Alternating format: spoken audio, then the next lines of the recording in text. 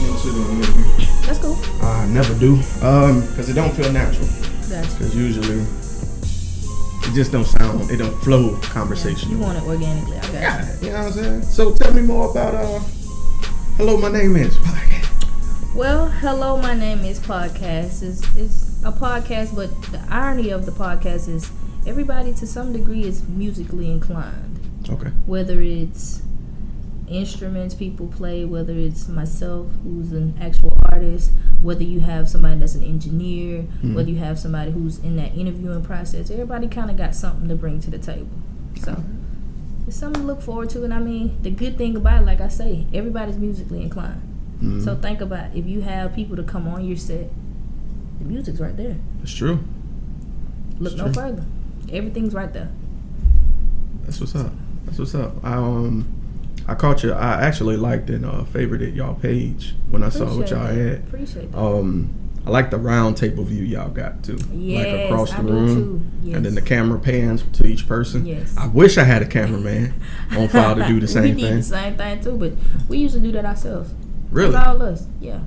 That's awesome. That's just somebody sitting there holding it and trying to make sure, and then kind of pass the phone around. So that way nobody be talking about their arms are getting tired. That makes sense. Sense. All right. Yeah, I look forward to seeing y'all grow. I was telling somebody the other day, they was like, why don't you just invite everybody, to be on your podcast? I was like, well, maybe people want their own platform. I was like, I would like to see a lot more podcasts out of Mobile, because there's a lot of conversation to be had here and a lot of point of views. One person in particular I'm definitely advocating for getting the podcast is Kara. Yes. A lot of personality. Oh my God, man. A lot of personality, but a beautiful spirit at the same time. Exactly. And a hell of a story also at that. And I honestly look forward to those videos, those shorts she do in the morning to kind of get my day going as well. And that's the crazy thing, because I do the same thing. Only difference is I don't record myself doing it. I started off and I was like, nah, but I've been writing Thought for the Days for 10 years straight almost. Share them, man. I do share them. So when you hit, this is what I do. I send somebody one on Facebook. I post one on Facebook. Okay. Then I send a complete different one on Instagram. Then I post a complete different one on Snapchat. So that way I can gravitate and get your attention 3-4 different ways. You don't know what angle I'm going to come at, because they're not all the same. That's why I enjoy doing it. But the beautiful part about it is I do it because you never know who you can inspire. So Thought for the Day started for me just based off me doing what Upward Bound, and I didn't really know where I was going with it. Like for its college, I mean, I knew I could go, but I didn't put much thought into it. And I had a mentor that made me look at life in a whole different perspective. So when I felt like those were glasses, and she made me see life in a whole different realm. So I was like, if she can do that for me, imagine what you can do for somebody else. Facts. So I do the same thing. I don't record myself doing it. I just posting and going on about my day. Okay. I feel that. The reason I brought that up is because when I started doing podcast recordings, at first I wasn't doing video. I was doing all audio. And my cousin, who's an artist too, Steve O'Strapped, he hit me up. He was like, yo, man, because he's the one that's really been giving me constructive criticism from behind the scenes. And he's been like, the audio's dope, but people want to see who they talking to. They definitely do. And I was like, He was like, if somebody's going to sit there and listen, give them something. Don't you want to see who you talking to? Like, even when you're on the phone, people, that's why they got FaceTime now. Right. People want to see who they talking to, and it made sense. So I was like, man, where I'm going to get a camera from? And he was like, you got a phone. And for the longest, I didn't even tell people that I was recording with my phone. People was asking me where I got my camera from, because I get equipment questions all the time. And they was like, where you get your camera from? And I'm like, AT&T. You got to lease that mug. You better put it to use for something. Right. So that's what I've been doing. So all you need is a phone and some will, and you can make it happen. And eventually you'll jump across the cameras and whatnot. Eventually, hey, you crawl before you walk. It's cool. Hey, I'm pricing. You know what I'm saying? Hey. Hopefully they got like some sort of layaway or something. I'm sure they do. Sure. Christmas around the corner. Man, I'm waiting for Black Friday. You know what I'm saying? Hopefully I get one for like $20. Not for the gifts. I'm waiting for that, but I'm waiting for alumni. Oh. You know it. turn up be ours. November be ours. Y'all, oh my God. I've Don't never play. seen so many. That school spirit real. Cuss. I bleed that orange and green. I mean, we serious about that orange and Man. green. And it's my 10th year this year, so. Oh man, You know I'm looking forward Enjoy to it. it. Like, don't Enjoy worry, it. I will. Sam's just don't know I won't be there. They're gonna find out today, but I'm not gonna be there. Hey, No. hey. Hopefully this is after, Hopefully. or if it ain't, it is what it is. Right. Hey, I ain't hiding it. Hey, that's what PTO time is there for. You should that's give true. it to me. I need to start back saving while I'm talking, Hey, cause yeah. mine's in the bucket. I don't do what you Cool. want to do with it. Shh. Don't give it to me and tell me how to use it. Like That's that. true. So, I can't. I'm not gonna say what company I work for, but the mugs told me on October 1st the entire month is blacked out, so you can't. That's just ask. October. Yeah. See, we have October, but then it goes into November, and then it goes into December. So they have specific dates. Like we find out. I don't know if this is a new system that we're running now, where it is a new system to where we're now just finding out what key event days are. So imagine if you put your 6 months. You know what I'm saying? You put your time in, and you tell me, well, you can't get this day. Well, how was I supposed to know that this was a key event day? You didn't take it upon yourself to notify me, to pull me in the office and say, hey, let's That's talk bogus. about this. Right. So Wow. I'm gonna do what I need to do, but in the meantime, in between time, I'm gonna use you to get what I need to get. Thank you. All right, daddy. Hey. All right. Well, question. You mentioned that you're an artist, so I always bring this question to light. Now, normally I say top 3, but given that music is such a large genre, I'm gonna give you 5. Top 5 artists. Top 5 artists that inspired you. Tupac, Okay. Lauryn Hill, Aaliyah. I could go back. Gotta do Curtis Blow. You gotta pay homage to the people. I gotta do MC Light. Okay. I gotta do Queen. All right. I mean, I gotta represent for my women. All right. I So. love it. I actually can't met just do MC 5. Light when I was young. And it's crazy because when I was in creative writing class at Bishop, that's what they called me. And I'd be like, That's dope. no, That's I'm dope. not her. That lady, legendary. Not her. At least not yet.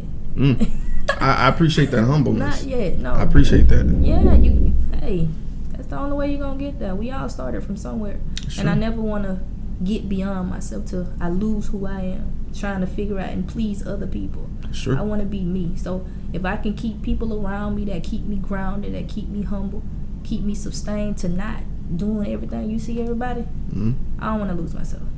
All right, yeah. I heard that. Okay. Well, you can't beat that. I appreciate you keeping that sense of identity and ambition at the same time. Of course. It's like moving forward while remembering where you came from. So, Right. respect. Never forgetting where you come from. And I always be humble enough to help somebody in the past. Like, look back, and I would never make it. That's one thing I hate about Mobile. Like, it's that crab in a bucket mentality, and it's so much talent down here. It is. And it's crazy because half of the friends that I have is not meant purposefully for me to meet them and they do music. It's not something that we plan, but ironically, everybody that runs in my circle for the most part does music. Why?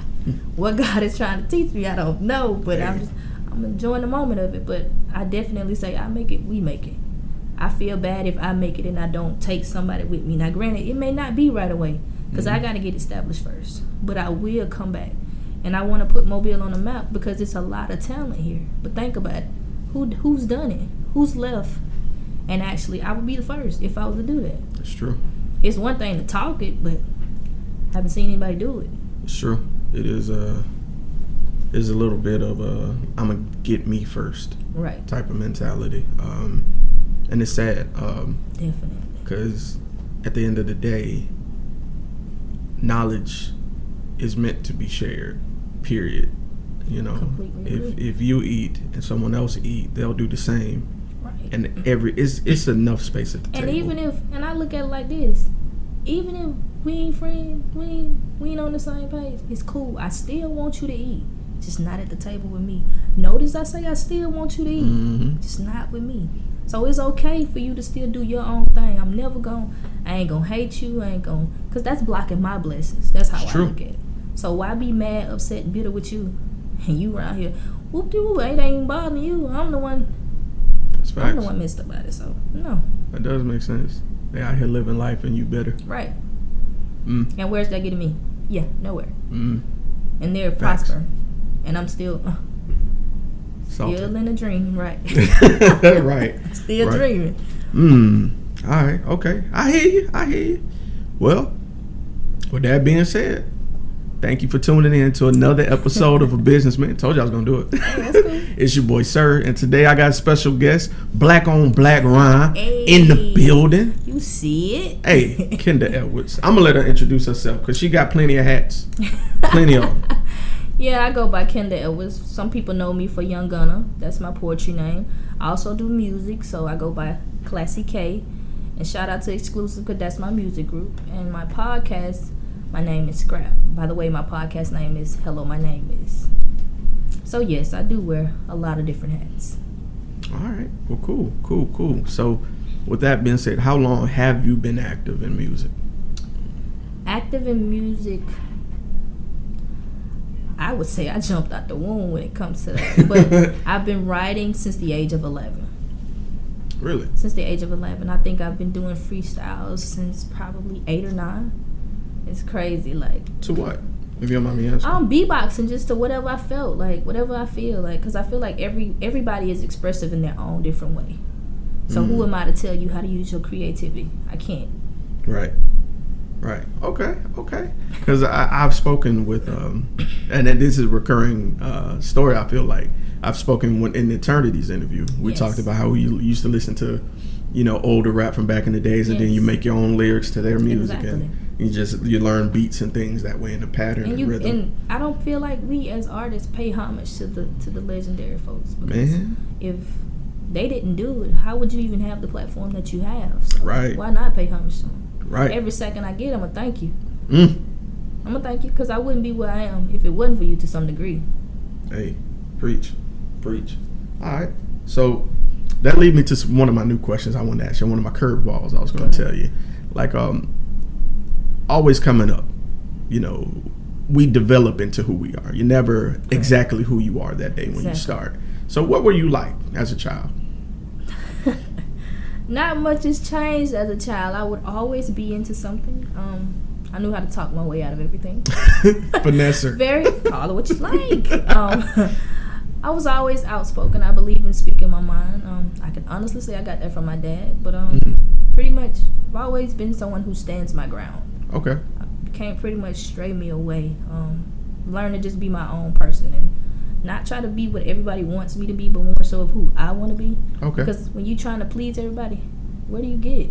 I'm the one that's left feeling unhappy or miserable about this because I'm trying to accommodate your feelings. And I just can't do that. I mean, I'm sorry. Sorry, not sorry, rather. Sorry, not sorry. All right. Okay. All right. So you mentioned with music, since you come out, since you've been young, you've been into kind of the cadences. If you're into like talking your way out of things, you learn how to speak. Mass manipulator early.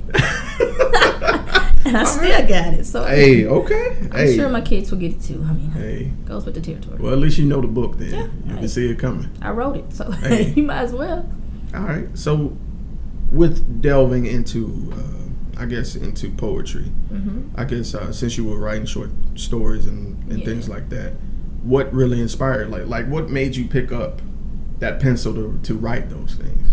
Was there an event? Well, as a kid, I felt like I never was the type to go to anybody and talk about my problems. So granted, that's all I had. My pen and my pad is my best friend, if you ask me. Anything I need to write, it was always there. I didn't have to worry about being judged. That's my own canvas. So you can't tell me how to paint the picture that I see. You can only let me draw it, and maybe you can relate, maybe you can't. Okay. You said something that caught my attention. You said that you didn't really go to other people. Yeah, I never, because like, if people, I ain't gonna say I didn't have the outlet to go to people and talk, but I just, we as black people, I feel like you're taught to, what happens in this house stays in this house mentality. True. So I look at that more so as you trying to let people into your private life, and that's not something I ever cared to do. So I've kept a lot of things suppressed and bottled in, which that's where the poetry and the writing comes out, because everything that I once suppressed or that I was holding in, I'm letting it out. Different outlets, whether it's music, whether it's poetry, whether it's whatever it is, painting, drawing, whatever. Okay. Just creative expression. I understand that. Taking those real life instances and translating it. I get that. That does make for beautiful art because it comes from a place that's real. Definitely. All right. I respect that. So, with that being the case, were there any obstacles that came along the way of this? Of course. You always have that. I think we all go through that phase in life where you're trying to find who you truly are. So that's my biggest obstacle, was trying to figure out who Kenda was. Okay. You know, what Kenda has to offer. Granted, you know it sometimes, but you don't always come to terms with it, I would say. Like, you know it, but do you really know it? Seems like everybody else can identify what's so special about you that some people may not. So it's like, dang, did I not know how special I really was? So it's the beauty of it is seeing it from somebody else's eye. Because I'm like, man, it's one thing to think I'm a dope rapper, but it's another thing for somebody like a Jay-Z or somebody to say, hey, you dope. Be like, whoa. Huh. I thought that, but you just confirmed that. Appreciate that. Appreciate that. Okay. I can see that, that affirmation from other people. Because as you grow up and you're doing something you love, you do tend to question yourself. I mean, I don't want to say you doubt, but you question your level of ability. But everybody does. That's part of being a human. Right. You're your own critic, Exactly. Naturally. Your hardest critic at that. Truth. All right. So with growing up and obviously going to school, were there any teachers that kind of tried to refine that craft for you of writing? Definitely. I would say I was always that kid. Like, I did what I was supposed to do, but I still played around too. So I didn't do as much as I could. Gotcha. And I think it took for me to meet Miss Kelly, my 12th grade English teacher. And that lady there, when I say wherever she is, I have to thank her. I wouldn't be the writer that I am today because anything I write now is just nothing. But that's because I've written papers that I'm like, why am I writing this? But it had meaning behind it because it taught me how to write. It taught me how to structure things, essays, however you choose to format it. It made sense. What once didn't make sense is like, oh, so this why I had to learn this to get this. And okay. It made sense. How did she, I guess, challenge you? Because it sounds like... How didn't she challenge me? You had papers literally every week. I mean, you think about it. Like a paper. Whether it's stories on Macbeth. And I'm like, this happened years before our time. Why are we talking about this? But just challenging you. And you would think, like I say, by that happening in a whole different time period, well, what could this do? But you'd be surprised that some of the same situations that they went through back in that time, we still go through in this time. Okay. Same type of problems, same situations. Okay. Yeah, that does make sense. Definitely. Because you're right. I guess the teacher that did make the biggest influence on me was my high school English teacher. It's funny you say that. And because... Yeah, English. Yeah, it was. And that is my favorite subject, consequently. It has to be. Because, yeah, that's, man, because that.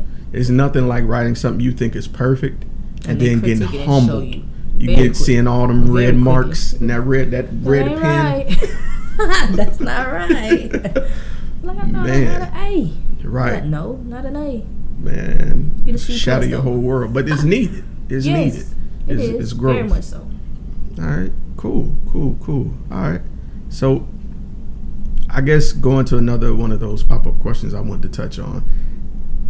If you could, and this is out of left field, by the way, but if you could, I guess talk to God and ask him any one question.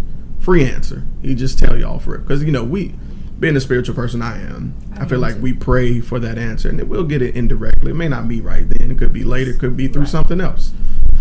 But if you had that one question, he was right here, and you would just ask him, and he'd just tell you right now. What would be that one question you would ask? What is my purpose? What is my purpose? Ooh. And what is my purpose here on life, and what is my vessel to help use to help someone else?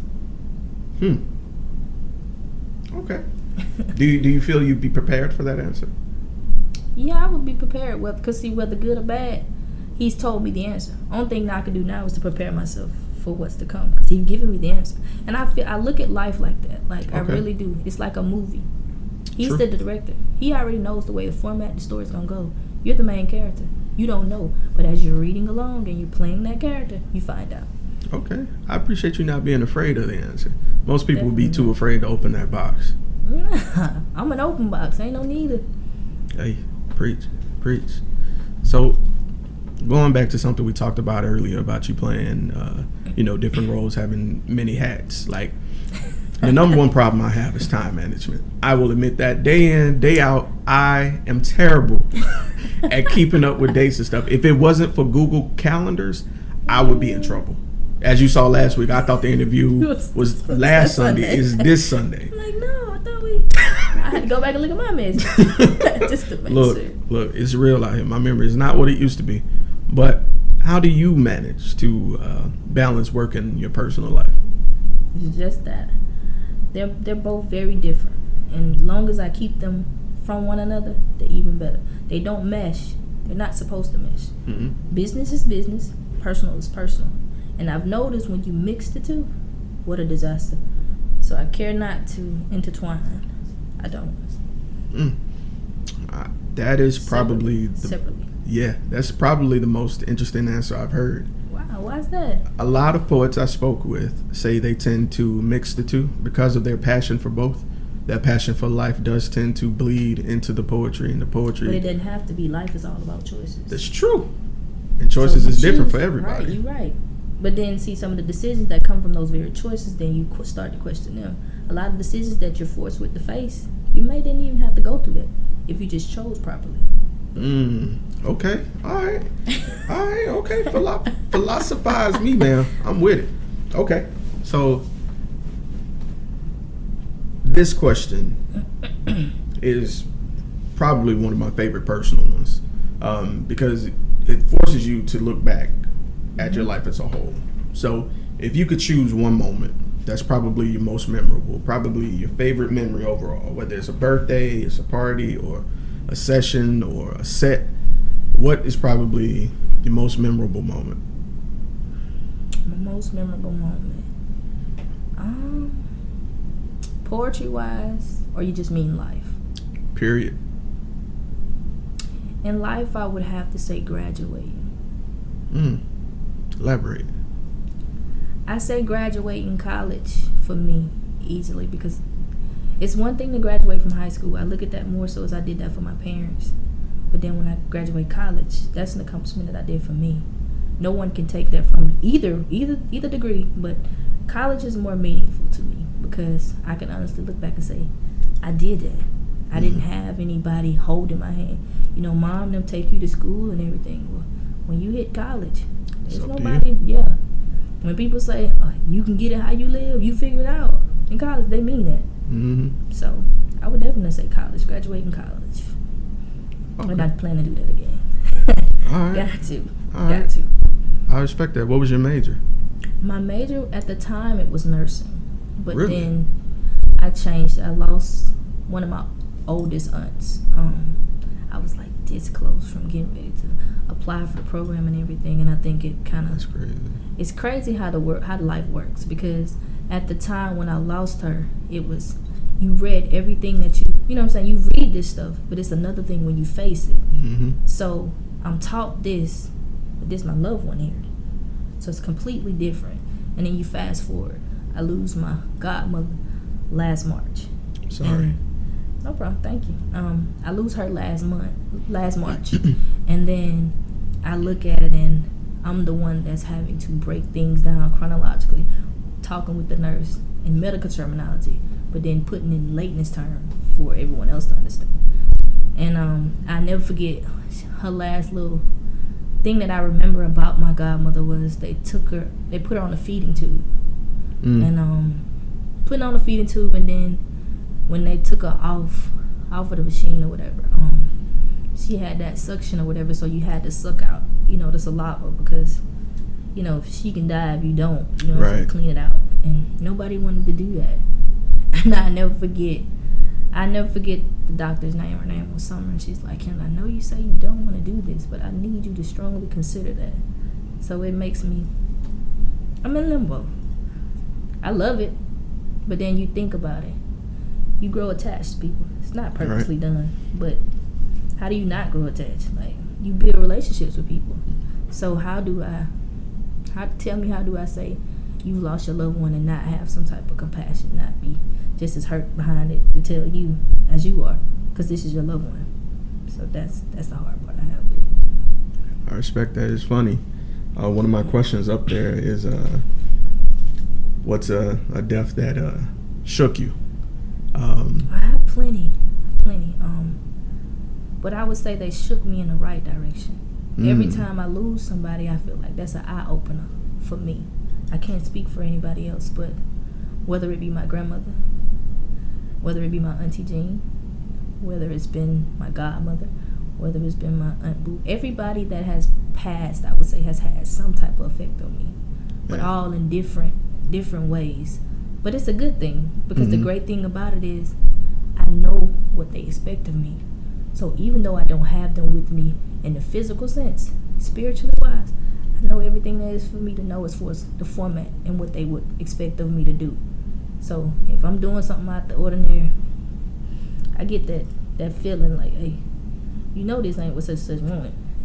So I carry that with me. So they still with me. That's how I look at it.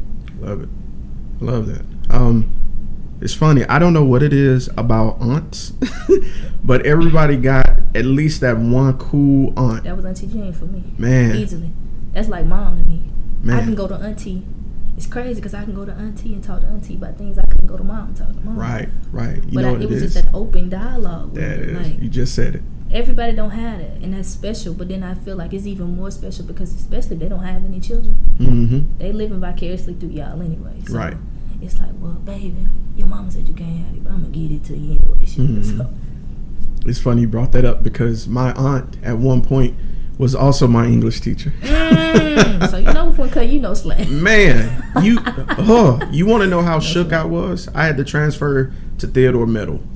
And I look at my schedule. Don't pay it no attention for real. Where is it at? Found it. I walk into the last class of the day, and there she is. Not the last, right? And she was so hard on me. Yes, I can only If I slipped and called her Aunt Carolyn, and she docked me points on my quiz for that. She was like, no, ma'am. Right. She was like, I do not play that. I am Miss Because I can't give you no special privileges. Right. She was exceptionally hard on me. But I appreciate it though. Exactly. Because it gave me a realistic view of the world, you know. Exactly. And that's how I feel about people. Like, why should I sugarcoat things for you? Thank you. Why should I sugarcoat things for you that the real world is just isn't going to? That's right. So if I can't be open and honest with you, then are we really friends? Cool. I respect that because I've always felt like sugarcoating is lying. Right. Always. 100%. I just ain't got time. Yeah. Sorry. I don't want to walk on eggshells with you. Right. If I ain't got time to tiptoe. Right. And something I tell my friends, dating and everything, if you're going to be with me in any sort of like communication process whatsoever, we got to keep it 100 because I don't have any time to be wondering what you really think or what you really mean. When you can just be open and honest about it. And it might hurt my feelings. It might. I might have to go and think about myself for a moment. But at the end of the day, if we're friends like we say we're friends, I should be able to talk to you. You should be able to talk to me. You could hurt my feelings. I can hurt yours. But it ain't no love lost at the end of the day. Right. It's just a respect level. That's Fact. And at the end of the day, like you said, I don't have to second guess and wonder. Right. And if I have to question it, then it's not genuine anyway. There it is. Love it. All right. So I wanted to snag one more question from off that list that I had here. I don't know about you, but I'm always inspired to hear my compatriots spit a poem. Like people I genuinely love. I love to hear them speak a piece that they love because everybody, I ain't gonna say everybody because that'd be assuming. A lot of people don't understand that poetry is so totally different than spoken word. There's a performance piece that has to be included when you think of spoken word. So is there a spoken word piece or a poet that you look at and every time you see them perform, you're like, they killed it? Definitely. Sonny Patterson. Sonny Patterson. It's crazy how I stumbled upon Black on Black crime, but I'll never forget my first gala. Everybody was there for this woman. I mean, it's packed. We I think we were like in a college dorm or whatever. Not a dorm, well, a college auditorium. Okay. And so everybody's in there waiting for Sonny. And I'm looking around like, who the hell is this lady? And I was like, man, all right, I'm ready to go. Like, who's this lady that everybody talking about? Like, what she got to offer? And so everybody had gassed her up. So I was like, she can't be that good or whatever. That's what I thought. I wasn't saying it, but that's what I was thinking. And so she came out there, not even 2 minutes into her set. I'm looking at everybody else when she come out there. I'm like, psh. And she caught me the first line. I don't know if it's the Orleans accent or what it was, but it struck me. And I've been hooked ever since. Whatever it is. Whatever it is. But that's a very influential woman that I would say for my time when it comes to poetry. I mean, you have to pay homage to the Maya Angelos too, but Sonny is the closest I'm going to get to the perfection of my generation, I feel like. So if I can inspire to be like anybody, female-wise, poet-wise, and she's definitely up there for me. All right. I think that's kind of funny. It's like its own comeuppance. Because you sitting there like, man, she ain't about to get me. And the very first line. Whatever. The first line. I'm like, wow. That's hilarious. Who is she? Man. Maybe she is as great as everybody say she is. Man, I haven't had I haven't been blessed to hear her yet. But amazing. I've seen live videos of her spitting. Yes. Wasn't she at the She was at the Black on Black Round last year. Sure was. In fact, I did hear her speak. Now that I think about it, you're absolutely right. Because I did catch her accent, and I was like, "Oh yeah, she from over there." Yeah, it's thick Creole too. Babies. Yeah, it's thick. It's thick. All right. So, also going back and up to this point, at any point, did you feel that you wouldn't be successful? Absolutely. I still feel that way from time to time. Or how I like to approach it is, when people say "great job," it's not that I'm not appreciative of it. Not at all. I'll say thank you, but it comes across to some people as if like you shortchanging yourself, and I don't look at it as shortchanging because the best is yet to come in my mind. So I look at it more like you was blessed with this, but it gets better. It gets sweeter. I promise you it does. I'm steadily growing in my own tempo. So that's just how I look at it. So best is yet to come. I always say that. All right. Okay. Another random one. I got one for you to keep you on your toes. Come on. Favorite guilty pleasure? Favorite guilty pleasure? Candy. What kind? Go ahead. Go ahead, cuz. Skittles, Twix. I love all kind of candy. Starburst, M&M, Snickers. That's my favorite. Maybe I'm just classic and I'm old Snickers school. Definitely love though, because maybe I'm just not myself as they. Man, I see what you did there. See, you Betty Whiting, maybe I'm not just yourself not, when you're hungry. Yeah, I'm with you on that. I've always been. I wasn't much on like Skittles and Starburst, but I think growing up, because I did so much of it as a kid, like by the time I hit like 12, I was like, I'm straight. I used to do ring pops. What was the kind of candy you had like a little thing and you could dip it, you lick like it. Like a sucker and then it dip it in the powder. I can't think of what it's called, but I know exactly what you're talking about. That I used to get that almost every day. And do you remember when Fagos used to come in the glass bottle? Yes. Them. We still sell those. What?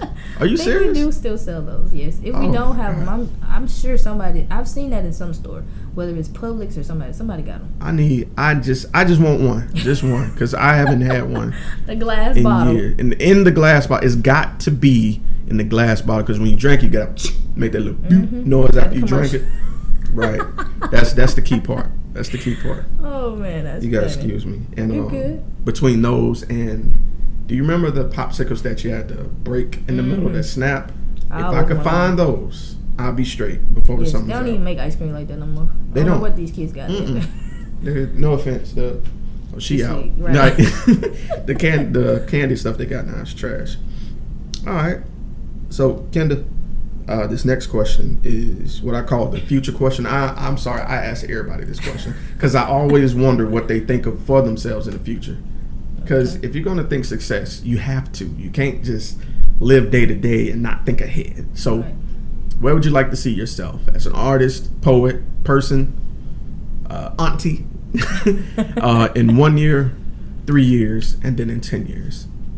In the 1 year, I would like to put out a whole compilation, like an album, at least one album, to give the people, you know what I'm saying, so you can know me, like really know me, who I am behind the music, not just what you hit me on. Because I feel like everybody doesn't rap on or talk about who they really genuinely are. So I want to give you who I am wholeheartedly, not who I'm pretending to be.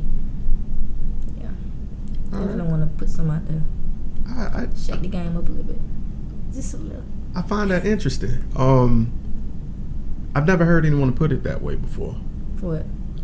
Putting out like a compilation to see the real you, because usually, and this facade. It's a facade. I won't even say a facade. I say it's a persona, because facade means it's not true. Okay. And a persona is a piece of you, just on 10. Okay, that's a good way of looking at it. So I just find that interesting. To show the truth of you in a compilation. Whether it be poetry, whether it be music, whether it's a combination of both. I mean, that'd be a dope. Kind of a fusion of both. That's why, honestly, to this day, my favorite artist right now, Big Crit, because the fact. But don't get the respect they probably deserve. Doesn't get it. So underrated. Very much so. But never cease to amaze me. Every single time. And I saw him perform in Pensacola. How was that? You was? I said, how was that? Oh, I thought you said you was there. I was going to say, what? I said, how was that? It was actually my first concert. And I have anxiety. So being around a bunch of people is kind of not my thing. But it was a crowd full of people all on the same thing. Just that it hit great music. And there's no better vibe than that. That's the beauty of it. Bumped into a dude. Oh man, my bad, bro. You fine? I shouldn't have leaned so hard. My bad, brother. Lady bumped into me. Excuse me. Like that. Step on your shoe. Oh, I'm so sorry. Right. I got my drink. I'm sorry. Like that makes it worthwhile. And then, cause they on the same vibe you on. Nobody's there to fight. Nobody's there to smoke. Well, I ain't gonna say they weren't there to smoke. That'd be a lie. But everybody was there to enjoy great music. And when he came, he brought that same energy back. And my only regret is that I didn't wear comfortable shoes because I stood up the entire time. 4 hours. Yeah, I was weak. No chairs. None. Well, VIP had chairs. And we were general admission. But hey, I was there. I don't care. We were there for the show. We didn't care about the seats. Yeah, man. And he brought his T.I. son was there. Which one? Damani? I didn't even realize who he was at first. I was like, oh, who's this light-skinned cat? And then my girl was like, oh, that's Damani. I was like, Harris? So it took a while for it to click. I'm like, oh, that's T.I. kid, and he did a great job as well opening for him. So it was just the vibe. I was astounded. And that's why I love your poetry shows like Black on Black Rhyme and Power Lines, no disrespect to them. But with y'all tend to have like a jazzy, intimate, like soulful vibe.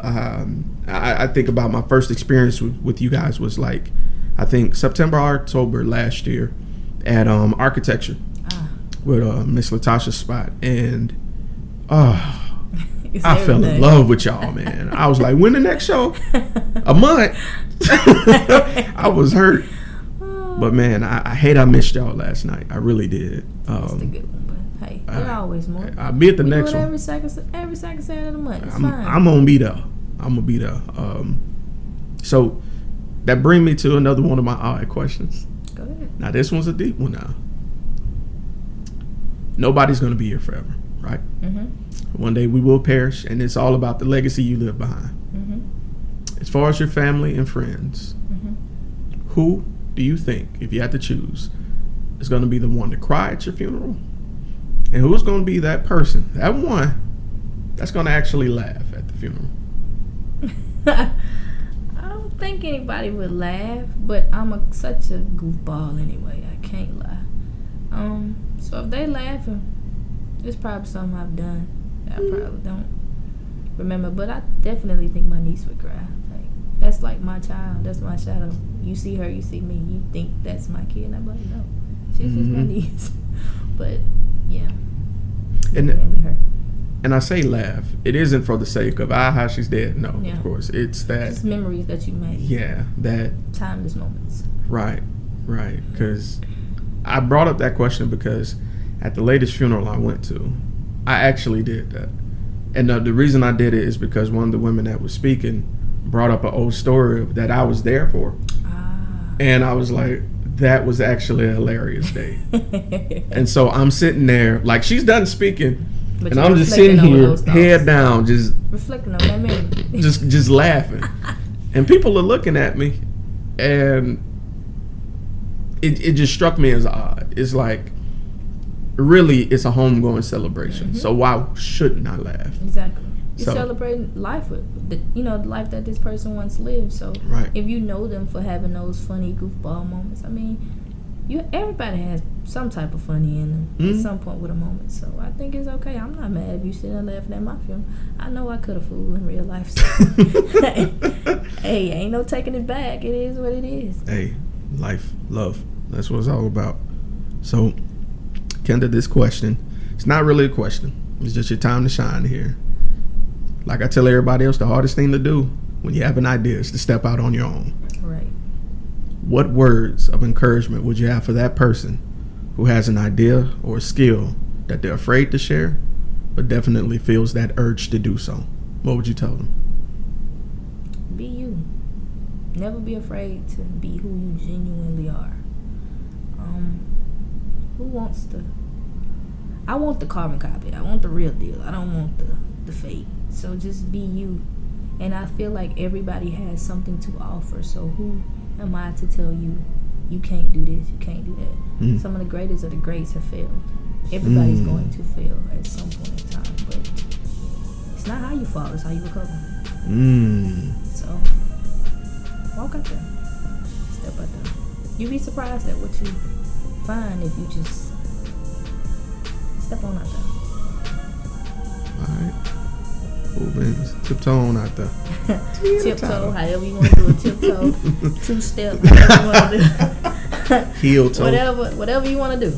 Right. Backhead bounce, whatever you want to do. Caught me on that one. Whatever. Soldier slide. Hey, whatever. Hey, Kenda, I appreciate you taking time out your day to come do this for me. No problem. If anyone wanted to get in contact with you, whether it be about music, whether it be about poetry, or just have an idea they want to share with you, or might even want to collab on something, who knows? What would be the best method to reach you? People have been hitting me up on social media all the time, so I just say go there. Just go on my Facebook page, or Instagram, or Snap. However, if you're serious about it, it doesn't matter to me where you hit me up at. Okay. As long as I can genuinely tell you're serious and this is something you're very, very passionate, interested in, because I don't want to waste your time, but I don't want to waste mine either. So hit me up whenever you're ready, whether it's, like I said, Facebook, phone, however you choose to do it. It's fine with me. All right. Well, I'm going to include the links on this video where you can see her name. You can catch her on Facebook. You heard what she said. Just come with serious inquiries only. So, Kenda, this has been 2020 Podcast. I'm your boy, Sirr. This is Kenda Edwards, Young Gunna. Appreciate that. AKA Scrap. You know what it is. And we out. That's it, bro. That wasn't too bad. That wasn't bad at all. I thought you were going to hit me with the year 3, with the year 10. I had all that ready. Oh, man. Shucks. I had all that ready.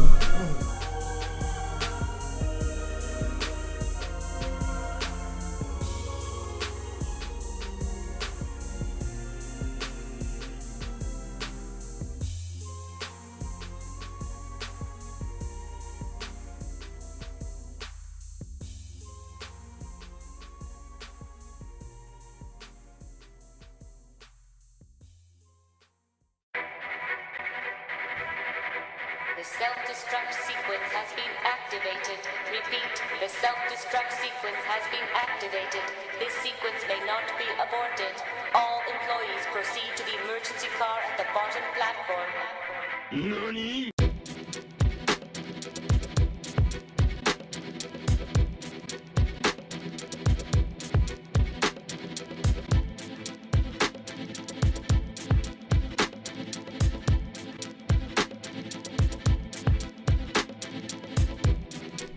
upload it, whoop-de-whoop. And then I take the audio separately and load it to SoundCloud or Her Radio, all the podcasting stuff. But go ahead. I wanted to actually hear. I didn't even realize I cut you off during the 1, 3, and 10 years.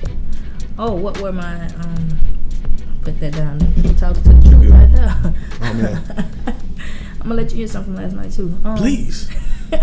I got you, but in 3 years, I hope to be through with college. Be actually got the degree. I think I'm ready to go back to school, but I think I want to do physical therapist. When I say just right, that's just me. I'm that girl that loves sports. I'm your best friend. I'm every guy's best friend. So we could talk about y'all sports. Dangerous. I know, right? Sports, and then like I say, I love sports, and then be able to travel with a team. Go wherever I want to go wherever you go. Yeah. For the free. Yeah, for the free, but then I love the game, so it's like, and I love anatomy. I really do. I love anatomy. So I look at it like I'm getting the best of both worlds. I'm getting to travel the world. I'm getting to mingle with star players, and you get to develop a relationship, I'm sure, with them. So they get to know you, you get to know them, and I'm making good money. That is true. So, that is a definite byproduct. Not that the money matters, but it's a plus too. It's a benefit, I'll say, Of course. from doing what you're passionate about. Of Obviously, man, that is cool. The funny thing, and I don't want anyone listening to this to get the vibe that I'm saying her personality is dangerous. That's not what I mean. I'll elaborate, because I had somebody check me about that before. When I say dangerous, I mean it's rare. It is rare. And so it's noticed as soon as you pop in the room with people watching sports and you know what you're talking about. It like clicks. Yeah, I got a cousin like that. Like, my cousin's a barber, Vince, and it doesn't matter wherever the shop is. It's like, if he ain't seen me, he be like, "Hey, cuz, how you been?" "I'm good. I'm da da da da da." "Alright, so what you think about this game? And what you think about this player?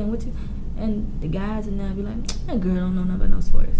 And I'm like, "Okay, what sport do you talk about? What do you want to talk about? What is it that you want to know?" And then by the time it's over, they be like, "Man, who this girl is?" And I'm like, "But you said I didn't know anything." Right. Right. How long you been a sports fan? All my life. I'm the son my dad never had. Never heard that arrangement before. Never. I'm the son he never had. I mean, think about it. I'm a girl. We can watch sports. We can watch wrestling. We can do everything the boy can do. Except for I'm not a boy. I'm a girl. So, I mean, the love of sports come from him, watching it. But at the same time, my dad played every sport. So wow. I did track. I did volleyball. Did a little basketball. So it's in what position? What, basketball? Shooting. All right. Okay. Yeah, I can see that. Yeah, but the height, I can see that. Yeah. So it's in the blood. Ain't nothing you could do. And my mom ran track, so the athlete's definitely there. You already like a damn Avenger already. Just a little bit. Yeah. Just a little bit. Okay. Nah, are you a dad's girl? I wouldn't say dad's girl, but I'm the only kid that my father has. So oh, you spoiled. I wouldn't. So you not the. I don't think so. Me and my coworkers have this conversation all the time. Really? Cause see, what you may define spoiled as, I may not define it as. That is true. That is true. Was I blessed? Yes. Did I always get everything I wanted? Absolutely not. So how could I be spoiled if I didn't get everything I wanted? Fair point. I just get it because I'm not a mama's boy. It was just my mom was a single mom, and the reason I got that 100% mindset of keeping it 100 is because that's how my mom does me. My mom doesn't lie to me, regardless. In fact, I found out about it takes too much work. And my mom being a nurse and stuff, it's funny, she's an RN. So when you was talking about, you can't lie. Anytime I had a question, she would come to me with the rawest truth ever, because her thing was she didn't want me to ask somebody else and get the wrong information. When I can give you the factual information up front. And it's coming from me. Right. Which means it's genuine because it's coming from me. Versus somebody giving you something that may not even be in your best interest. Facts. It may be to hurt you more than it is to help you. Right. It's funny. I actually, found out what sperm was when I was like 6. I don't know if you remember this cartoon, Beavis and Butthead. Yes. I just thought it was a cartoon. I just turned on to it, and that what was on. Man, and he said something about sperm, and I was like, Sperm? No, it's my mom. Mom, what's sperm? And I asked this in front. We had guests, so you know when parents have guests, you go back there. You go back, watch TV. I come back there. I was like, Mom, I have a question, and my mom will stop whatever she's doing to answer your question. What's sperm? Place you could hear a rat piss on cotton. Place got quiet. I'm sure. Because how do you tell a 6-year-old what sperm is? And we had to talk right then, right there. I respect that. Most people don't do that. Yeah. So, even as an early age when she was studying to be a nurse, because my earliest memory was her being an LPN and going into, being an RN. She would let me look in her medical books as much as I wanted. She'd be studying, I'd be looking in one of her books, just, hey, what's this? Oh, that's cholera, that's Ebola. But think about it, you was helping her even when you weren't trying to. Facts. Because you're brushing her back up on things in which I wouldn't even say she forgot, but you're trying to retain so much information. It's true. So that's just knowledge to see if you still, you know what I mean? Mm-hmm. Still got it. So being that, coming from that, and seeing that I didn't have to ask her stuff twice, it was cool with me. So I was like, let me reciprocate that. So now I do that for my nieces. That's refreshing. It is. Because not only do I get to be the cool uncle, but I get to be the truthful uncle. I get to. I look at that too, and I look at it as I make it comfortable enough for you that if you can't go to mom, you can come to me. Exactly. And I definitely know I have that relationship. So long as I have that relationship, I cherish that relationship. And it's any way, shape, or form that I can help you, I'm gonna do that. Tenfold. I don't need you to even tell me. I just need you to let me know what I can help you with, and I'm more than happy to help. All right. Hey, yeah, because I definitely feel like we have that responsibility. Because, no disrespect, parents have a lot to deal with, have a lot to juggle with being the primary caregiver. Of course, they need and providing. Too. Right. So and it also takes a village to raise a child. It's true for them to be well rounded. There you go. You're when just. I tell my mom that, I be like, I ain't gonna never say you were a bad mom, but just know whatever you felt like, or maybe you feel like you didn't teach me, like, damn, she still got it, because I got it elsewhere. And it ain't to say you weren't a great parent, because you were, but there was somebody, even when you fell short, I always had somebody. Hey, and I think that's important. Like you were saying earlier, we with this time we have to come out of that mindset again that what happens in this house stays in this house. Yes. It don't work like that no more. Unfortunately, people aren't preying on people because of that. So. And if you need the help, go get you some help. It ain't nothing wrong with going to sit down with no shit. We just we as black people, we shun the negative light on so many wrong things. It's like, well, you putting a negative connotation on something that benefits somebody? Right. Mental health. That benefits somebody. You gonna tell them that they shouldn't do it? So you want them to stay in the state of mind that they in? Fact. It's funny.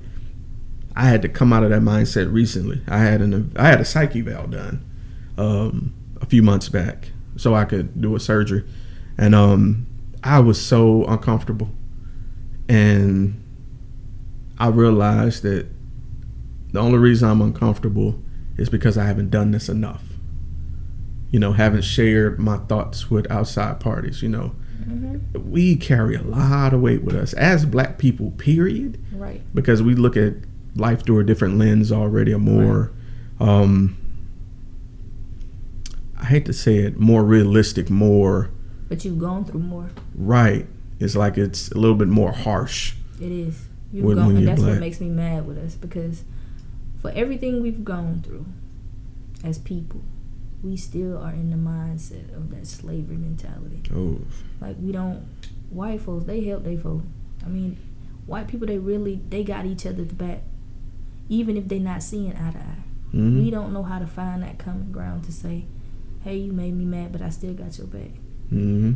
And the only time we can come together is a funeral, somebody get married, something like that. Like, why I can't just be genuine? Mm-hmm. They get together just because. I mean, I had that conversation I wrote a piece like that. I don't know. I was just talking to, like I said, a lot of thought for the days and a lot of writings that I actually come up with it. There are previous conversations that I be shared with somebody else. So I look at it like one of my friends was like, Kenda, we black, but you know what? White folks don't look at shit the way we look at it. And I was like, at all. Nah. She was like, think about it. And I asked somebody else that. I said, do you really think realistically we look at something that's happened to baby the same way they do? We don't. How do we plan? We look at it. If we do a baby shower, we planning for the baby. These folks be not already saved up for a child's, you know what I'm saying, college fund, and yet we sit on this bitch pussyfooting around talking about we doing something. We ain't did nothing. Not that I don't want to press my child to, you know what I'm saying, get the scholarship, but even if they don't get it, I still want to be able to provide it for them. Plan to say B, they got Plan it. C, Plan D. Right, to say they got it. Fact. And we don't get that. We don't do that always. I hate that. You just got to look at it differently. I look at that.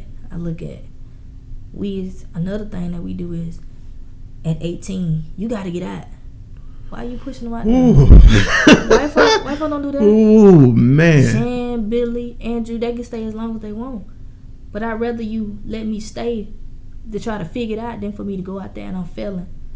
And then I'd have failed because you didn't push me out there too soon. Because I wasn't ready. Like, have you mentally prepared me? Some people work well under pressure. And a lot of people don't. Mm-mm. So, if you fail to a degree, I failed because you didn't prepare me. Because you didn't do everything there was to teach me. So, is it really my fault? Or did I not have a great instructor? It's funny, that's in the Art of War. It mentions that if instructions aren't clear the first time, thoroughly understand? Come on. it's the fault of the general. But how do you expect me to understand? And you gotta mean what you say. You can't say one thing and then mean something completely different. Ooh. You can't say, well, I meant you can stay as long as you do this. No. Tell me what it is and what you really make it plain. Right. So I can understand that I don't have to question, doubt, or well, she may have meant this. No kind of clarity because you weren't upfront enough to tell me. So I'm thinking on, well, did you mean this? Did you mean that? Now it's up to interpretation. Right. And that ain't always good either. Because I still, again, make the wrong choice. Because I interpreted something wrong. But if you would have just told me openly and vaguely what it was, I could be mad, but I could still respect it. Fact. Because you told me versus somebody not telling me. I'm going to be even madder if you don't keep it real with me. Because I keep it real with you. So why you can't give me that back? It need to be reciprocated. So that's just a few things I look at. Like, can I pose a thought to you? Because sure. New Minds had an anti-bullying event, which is why I had my niece for the weekend. I took all of my nieces to this, except my oldest one. She's out of town. But I took them all to this event. It was about bullying because, one, I know that a couple of them I know are bullies. I'm going to be honest with you. And one of them. You know that they are? Are. Mm-hmm. Yeah. So I wanted them to go. See? Yeah. I dealt with that with my oldest. I think my baby nephew, he goes through that too. But it's crazy because I can't really relate. I think it makes me, when I've talked to my oldest about that, I was like, man, like, that's really, Kenda, you wouldn't think about that, but that's really how you can make a person feel. Like, you didn't consider that when you were just teasing them. See, it's all fun and games for the person that's on the outside that's doing the bullying, but you don't know how severe it is mentally for the person that's going through that. Fact. So that just definitely opened my eyes up, because it's like, whoa. It's funny. The way it was posed to us was this.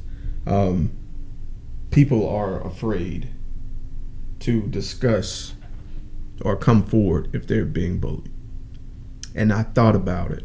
Why are they afraid to come forward? And it clicked to me during. But is it that they are scared to come forward, or is it that's the signs? Because I'm sure there are signs that are there. There are. People just are ignoring. Right. Because and then a lot of people are preoccupied. Parents, a lot of times, and us, uncles, aunties, we are preoccupied with life. And this randomly popped in my head, and I said it during the panel. We instill this culture of no tattling, no snitching. But at the same time, how can we a contradiction. Exactly. How can we instill that, but expect them to go and tell someone that they're being bullied? We just told them not to snitch. That's like telling a child you can go out there and be all you want to be, but then you already have in your mindset of what you want them to be. So is it really what I want to be? Is it what you want me to be? Fact. Because you're living your life vicariously through me. Fact. I don't know. How do we conquer that?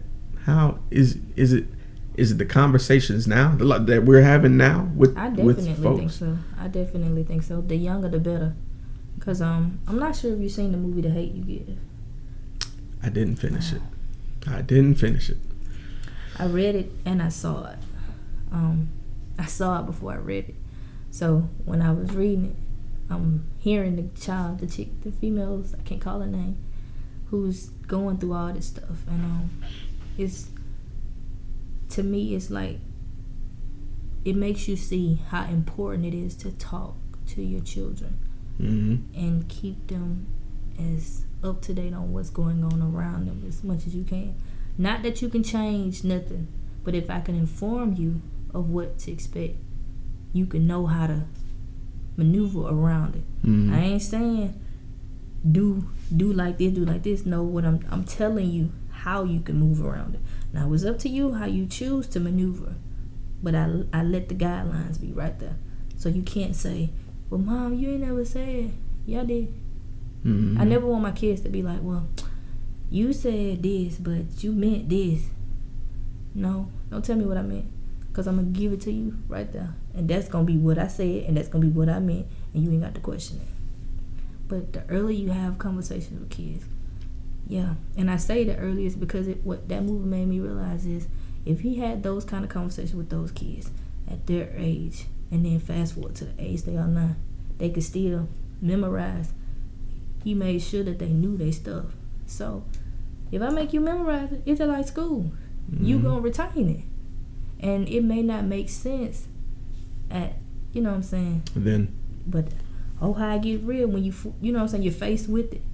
So you gonna rise or you gonna fall. It's funny. I've faced with that a lot growing up. Like, especially as a boy, I was taught a lot of things. I didn't have my father in my life, so I gravitated to my uncles a lot. So they'd be together working on cars and stuff, and my mom be like, "Don't be in the house. Go see what they doing. Just go be around." I'm like, "Wow, it's hot out there. I don't wanna." It's like 1,100 degrees out there. Why I gotta stand there and look at the car? But as I grew up, it's certain stuff that I know now that a lot of kids don't know. Like, I saw, and I see this on Facebook all the time, but one time I was coming back from Huntsville. I went to Alabama A&M. Okay. So I would drive from Huntsville to Mobile. I saw a young lady changing a tire, but what made me stop was that she was about to jack up the tire before loosening the lug nuts. Mm-hmm. And I was like, no. Like, that's an accident. Hopped out the exit, came all the way back around, got behind her. Yeah, because that's an accident waiting to happen. Nigga sitting in the car. But you know what? My dad's a mechanic, and my dad gonna tell you just like this. I want you to be in those kind of situations, Kenda. Not because it hurts your feelings, but it's more so to make you see the man in which you call your boyfriend.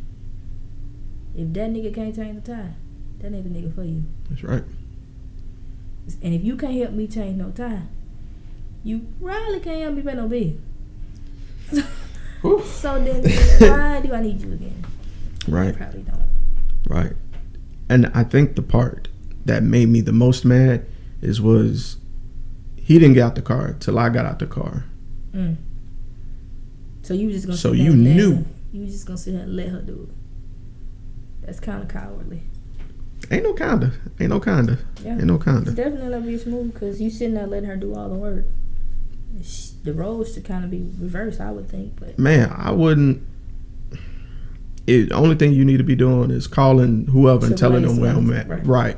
That's it. Sit in the car. I don't even want you out here. This car's passing by. You know what I'm saying? So anything could happen. You know. That just. And I'm sitting in the passenger side. Cause like. That's something now. That not to sound old school, but it cooked my goose. It pissed me off so bad. I'm like, nigga, you sitting. And then the dude was my age. Like, so what excuse you had? You know what I'm saying? Well, maybe he weren't taught like you. That's clearly what I can get from it. Everybody cut from a different cloth. You know what? You're right. And at the same time, I feel like I can give you a little bit of slack, like a half an inch of slack for that if you want to talk. But at the same time, something has to click. Like, I'm upset with the women that let it happen now. Mm-hmm. Like, it's like, okay, you didn't know. Okay, why didn't you say something? You know, like, you have to know. Like, I've actually, it's so crazy now, Kenda. It's so fucked up right now. We can cuss now. It's so fucked up now that I get pushed back for holding, like, I'll hold the door for a woman if she's behind me. I had a woman stand there and wait. It was like I could do it myself. So it's like, you can't pick and choose. You got to have chivalry on, or you got to have it off. But if it's turned off, man, but you don't want me to man, you still want to be independent at the same time. So, and I'm cool with you being independent. Do you be the best you can be? Because if you meet somebody, because you ain't necessarily got to meet a man to be complete. Right. Achieve completeness by yourself first. Agreed. Then meet someone and complement each other. Don't make me feel less for exactly playing a role that I'm raised to be. For a role that you're supposed to be, and yet you ripped me of my title. And I don't even advocate for. I can't even vent properly sometimes as a man. I'm gonna tell you why. This is what happens, and I get so tired of this, and I go through this a lot through this podcast. I recently posted one time on my page that it was a list of things that people go through, and it was like, it said black men go through abuse, depression, just all this. And I shared it on the podcast page. The very first response, women go through this too. I'm not downplaying that. I understand that. I actually agree with that.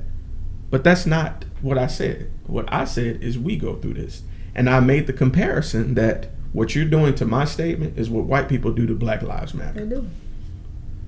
Because it's like you overlook what I just said to compensate what you got going on. You're listening to reply rather than to listen to what I'm saying. Right. So my words are falling on deaf ears for the most part. I feel like that's where we at right now. We definitely there. I don't even know how to turn from this, and I just be like, God. You ever get so frustrated trying to relay something that you just, don't fuck even it. Worry about it. Yeah, just you hit the fuck it part. Yep. Because it's frustrating. Very much so.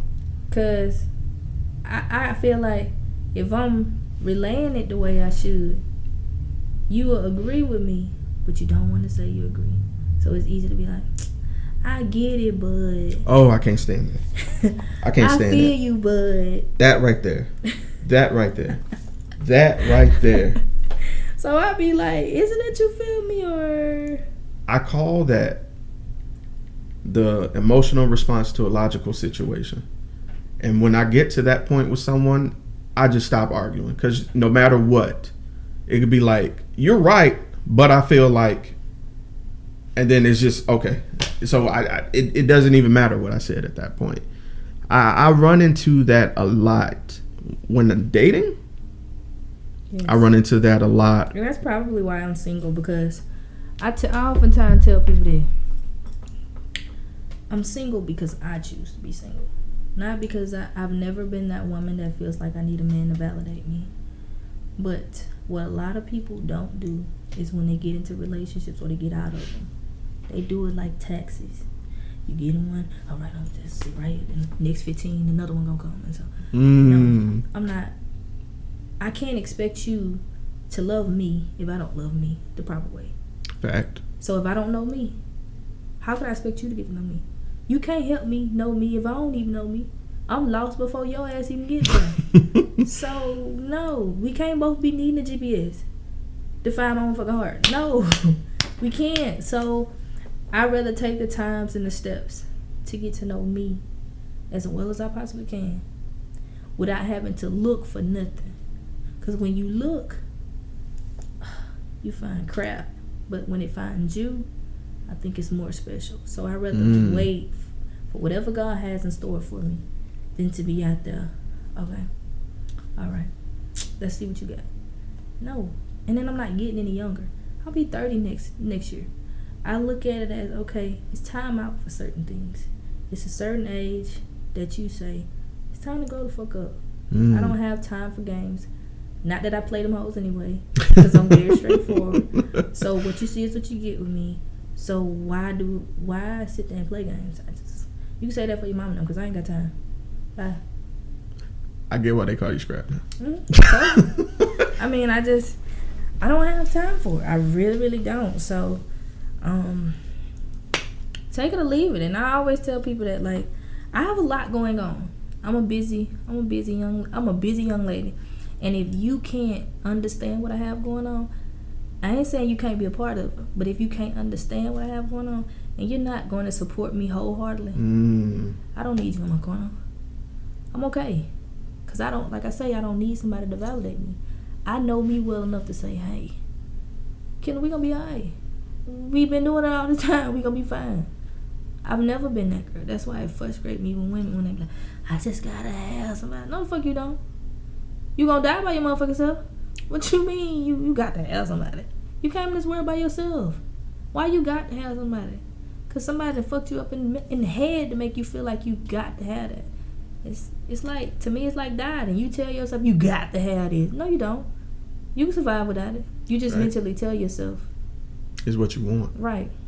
We all want a lot of stuff. I want to be a millionaire. We won't.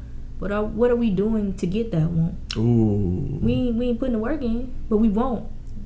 We want all this, but we don't see what goes behind the curtains of what everything in which we want. So you gotta be careful with what you say you want.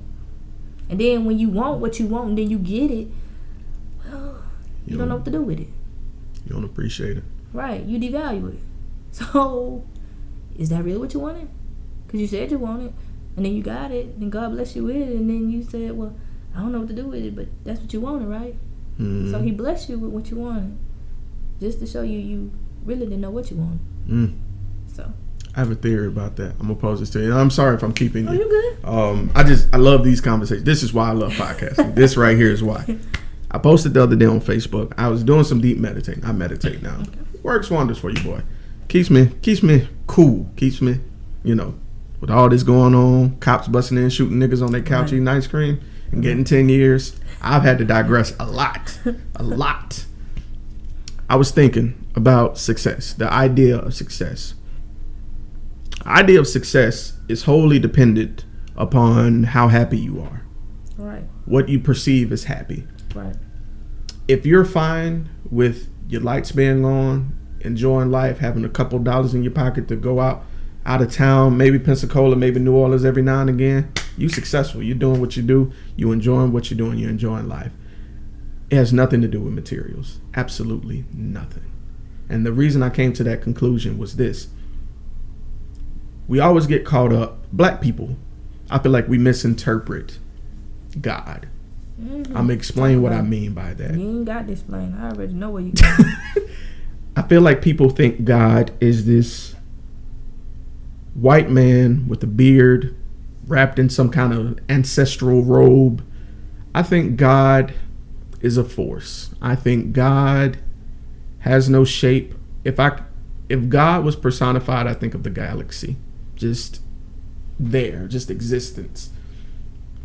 When God blesses you with something, I think it's something deeper than that. I don't think he says, here's the keys to your car. I blessed you with that car. No, I think when God blesses you with something, he blesses you with the ability to attain it.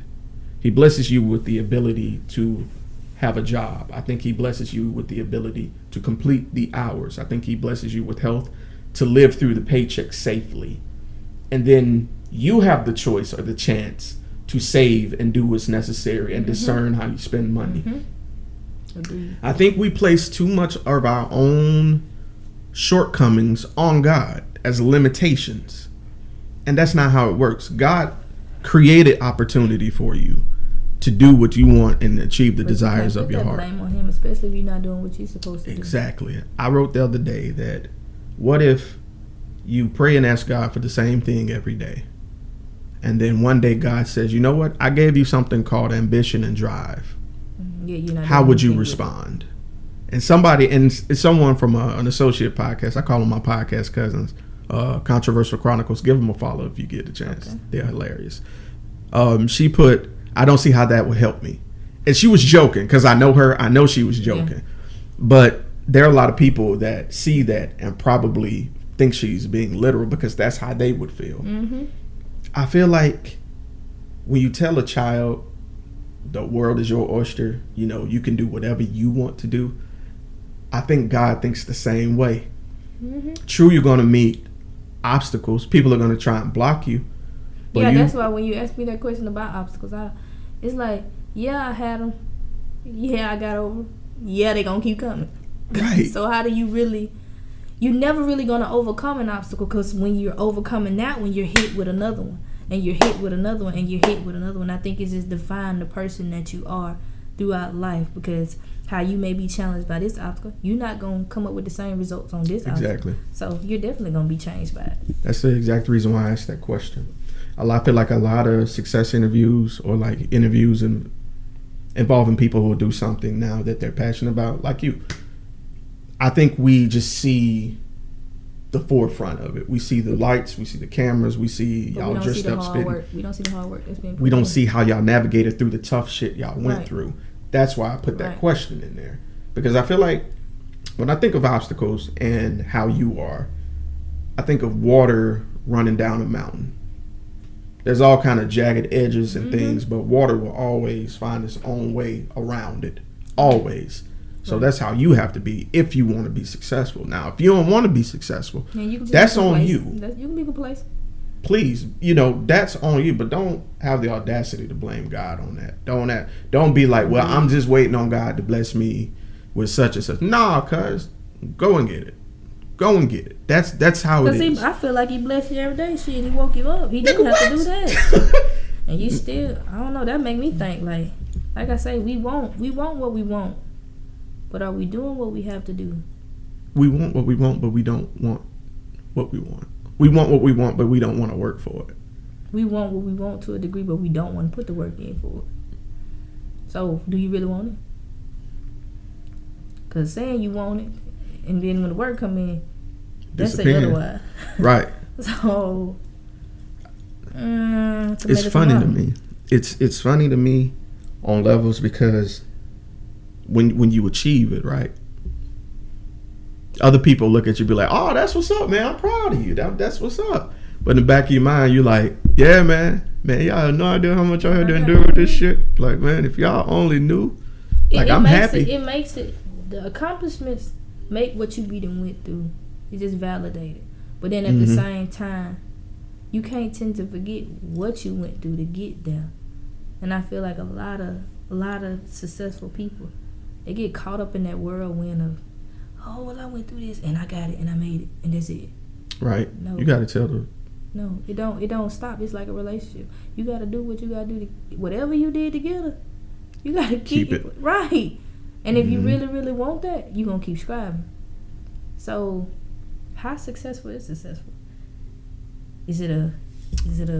That's a good question. I mean, because what you may consider as success, I may not consider that as success. Based on the level of ambition, like how much do you want? Right. And my shit is infinity because you never really go. I know that sound, because to some people that may sound greedy, but I don't look at it as that. I want to be as much. I feel like my hands in a lot of different things. Okay. So I don't want to be limited and told, well, you can't do this and this, and you can't do this and this. I'm doing it, and I'm doing just fine at it. So don't tell me what I can and can't do, because you can't. You ain't God. So with that being said, you can't define my success for me. Only I can. So like I say, how successful is successful? You may be You may be successful with the $80,000, $75,000 job, but then you got some people that feel like they want to be higher than that, and they gonna keep trying to get higher than that. So, how you define success and how someone else defines it, it's completely different. Success can go as far as you want it to go. Isn't that crazy? Yeah, and you can go as far as you want it to go. That's like, people think I'm a thinker. I just sit down and literally just think all day. And I get criticized for that because people really like Kenda, you're because I look at certain situations. I tend to look at the good, the bad, the stuff that people don't want to look at. So to some of my friends, they be like, "You overthinking it." Nah, you ain't thinking about it enough. I'd rather be somebody that's overthinking something and be to look at all aspects of it as a whole than to only be looking at it from one side. Respect. So that made me an overthinker. It didn't do anything to me. Right. It only made me a better person. So, and I'm still growing into the individual that I want to be. Are there things and flaws that I have? Most definitely. I'm not perfect by far. But I want to be perfect in whatever I strive to do. I may not be perfect as a human, but everything that I touch my hands on, it's never going to be perfect, but I want to orchestrate it as damn near to perfection as I can get. Okay. So, whatever I can do to do this, if my hand's on it, it's going to be, if I can get it structured the way I want it to go, long as I can. It ain't going to be perfect, but it's going to be damn near. All right, Queen Midas. I see. Nah, so I mean, the conversation that we have, that's why I looked at the questions, but I was like, I do this all the time. Not that I do it all the time, but I have these, when I say I do it all the time, I have these open dialect conversations with people all the time. And it's preferably my friends. So I just looked at it like, I'm just talking to one of my friends. I be me. I ain't got to worry about trying to impress anybody, because if you know me, you know how I am. And if you don't know me, you can get to know me. Like now. So. Like now. So, I mean, I'm pretty cool down there, but I ain't gonna take no shit off nobody. Respect. I won't. Nobody. I like that. Cause the number one thing I worry about. Oh, my bad. Yeah, because I can talk your head off, kid.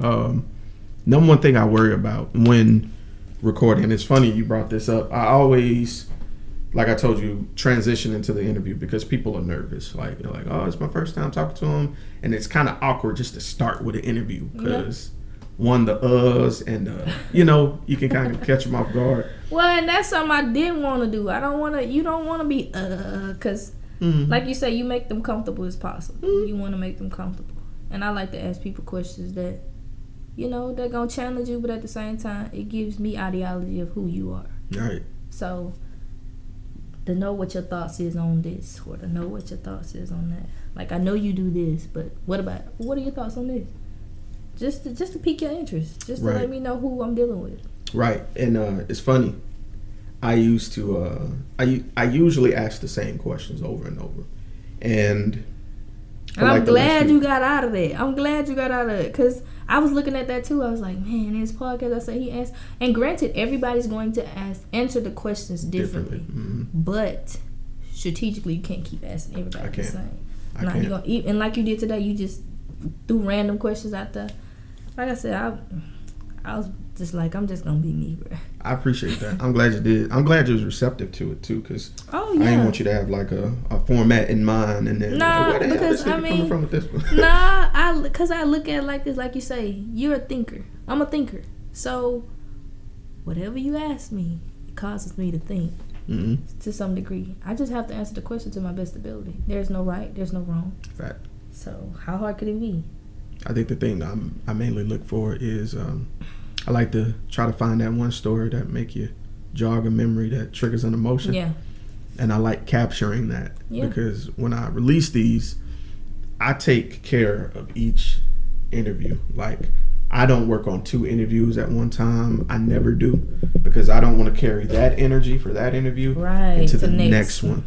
So I literally work with one, release it, flush, meditate, come to the next one, work on that one, because you might have a recurring theme in yours that's completely different than theirs. Right. And I specialize in drawing that, and I feed off that emotion. It's like, right. I feel like as long as somebody willing to give you, like, when it comes to that interviewing thing, you got to give me some. I got to give you some. It's a give take thing. But long as you make the person comfortable, you're good. The conversation shouldn't be hard, because like I say, their questions about you. How hard could it be? And that's what I was telling. I call her my white mom at work. She's like, "Where you going?" I said, "I gotta go do an interview for a podcast." She's like, "Are you nervous?" I said, "No." She said, "Why?" I said, "Because it's not like I'm studying for a test or anything. Like, I'm my own test. I think I already got the answer." So right. You've lived it. Right, it's me. And she's like, "You're just so fucking smart." I said, "No, I don't think I'm smart because of that, but I don't look at it like everybody think. Like, some people probably was like, oh, I'm nervous, this, that, and the third. It's just normal conversation." Yeah, people do freeze a lot. And what I had to learn was, like, it's funny you said that. You give, I give. My first few interviews were terrible because I was so monotonous. I was so sit up straight, talk like this was a job interview. And then after a while, I'm like, "You're Gunna, right? Right. I'm Sirr." Right.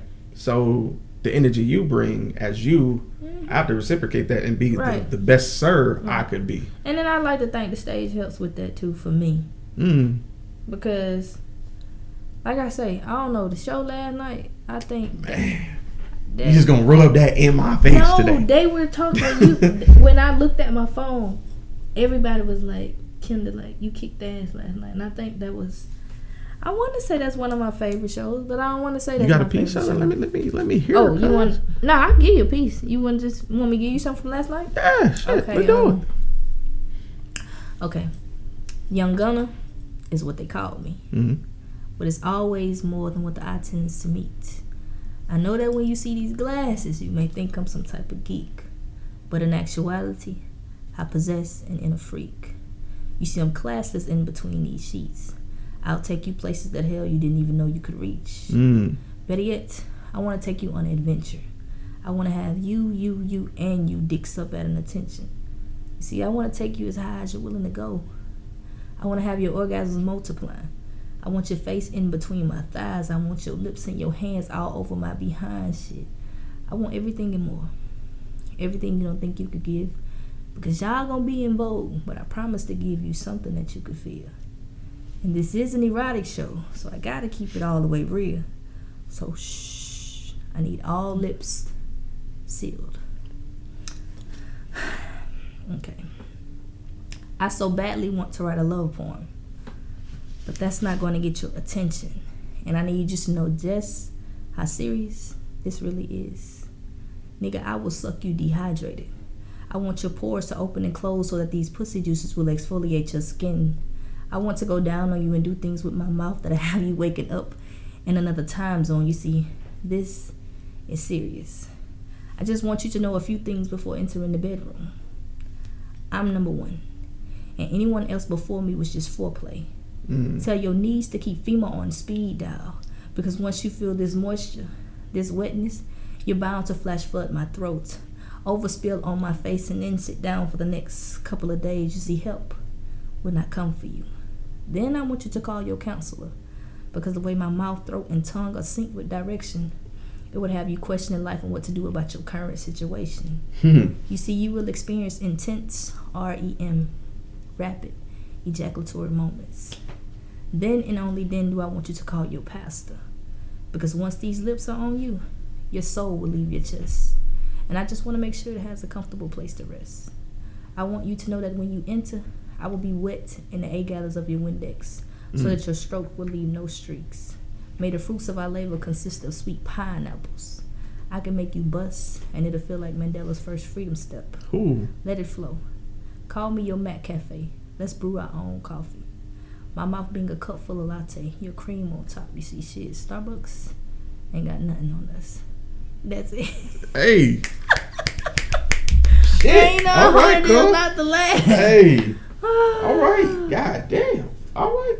Yeah. You know, shit. Damn. Shit, I need a black. Oh man, you stupid. Lord have mercy. That was dope. Man. Yeah, that was dope. What time did everything stop? Because I think what y'all started at 8? Or? We started a little later. I want to say right at 9. Let people go maybe 8:45ish. Okay. And let people go probably roughly by right at 10:45, 11. Oh man, it's not bad at all. So nice little vibe. Nice. Damn. Nice vibe. Yo, I hate I missed it, man. Music with it. That makes it better. Right. It gives you that vibe. So I don't know. It was a good show last night. Like I say, they made me feel good. Last night was a special show, I would say, though, because I had a lot of people there. Crazy, because family came. You got cousins that never heard me. And then they do what you just did. And I rewind about 7 times off just that first piece. So then you got family. I had one of my middle school friends that reached out and was like, I'm coming to a board show. And I was like, okay. So she came. Then I had former co-workers that no longer work at Samsung. At least about 3 or 4 of them. And then they brought their fiancés and brothers. And so you had current co-workers. So man, I had a pretty great night, I would say. And like I said, my podcast and shit with that, I mean, you can't have all these people. My thing is this. You can't have all these people here and you not do what the fuck you gotta do. Preach. You have to. I don't know. I need to tell myself that shit every time because I need to act like they're in the crowd every goddamn show. Because I don't know what I was on last night, but it was just a vibe. But I can tell I had practiced this. I had made sure that I was prepared for it. And I think that's just what it's all about. Like, that unity. We got new members, so you want to make sure they're comfortable. You know what I'm saying? Whatever we talking about. That they comfortable, that they see what it is in which we're all about as an organization. And you want them to dive in it wholeheartedly, as you did. Yeah, set the standard. So, you gotta set the bar. That's how I look at it. So. Respect, man. But like I say, I couldn't ask for a better show last night. I could say everybody giving me kudos, but I feel like everybody had their own individual segment where they shined at. So let's not make it all about me because it's a group effort. So granted, everybody did their damn thing last night. That's how I look at it. I mean, I feel like I almost orchestrated this shit because I did. Like, I got the band, I picked models. I decorated. Wait, models? I had one of my friends as a female model, and then I was looking for guys, and Unray, who usually takes the pictures, he gave me names, and so I just hit the guys up, and I got one response that I was like, oh, I can't, gotta get it, and he did it. So he came through. I decorated the building, so I mean, I kind of had my hands all over this, so it was fun. It definitely was fun. It's funny. It's kind of funny.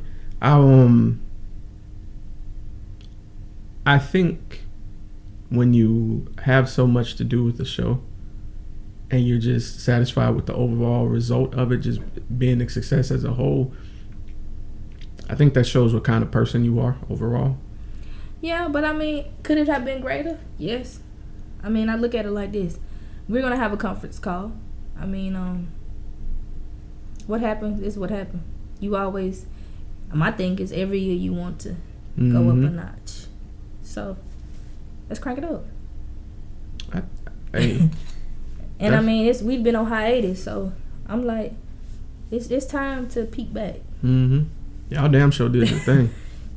Like every time I come to see y'all, I'm always left like, shit, man. Like, well, that's a good thing. I mean, I feel like I say, I'm still learning this group, and I'm still trying to place my foot around here, if that makes sense. Because that may sound crazy, but I know alone, Salome, K. Marie, PJ, Hiram, Queen, Lindrick, Zendora, Ebony.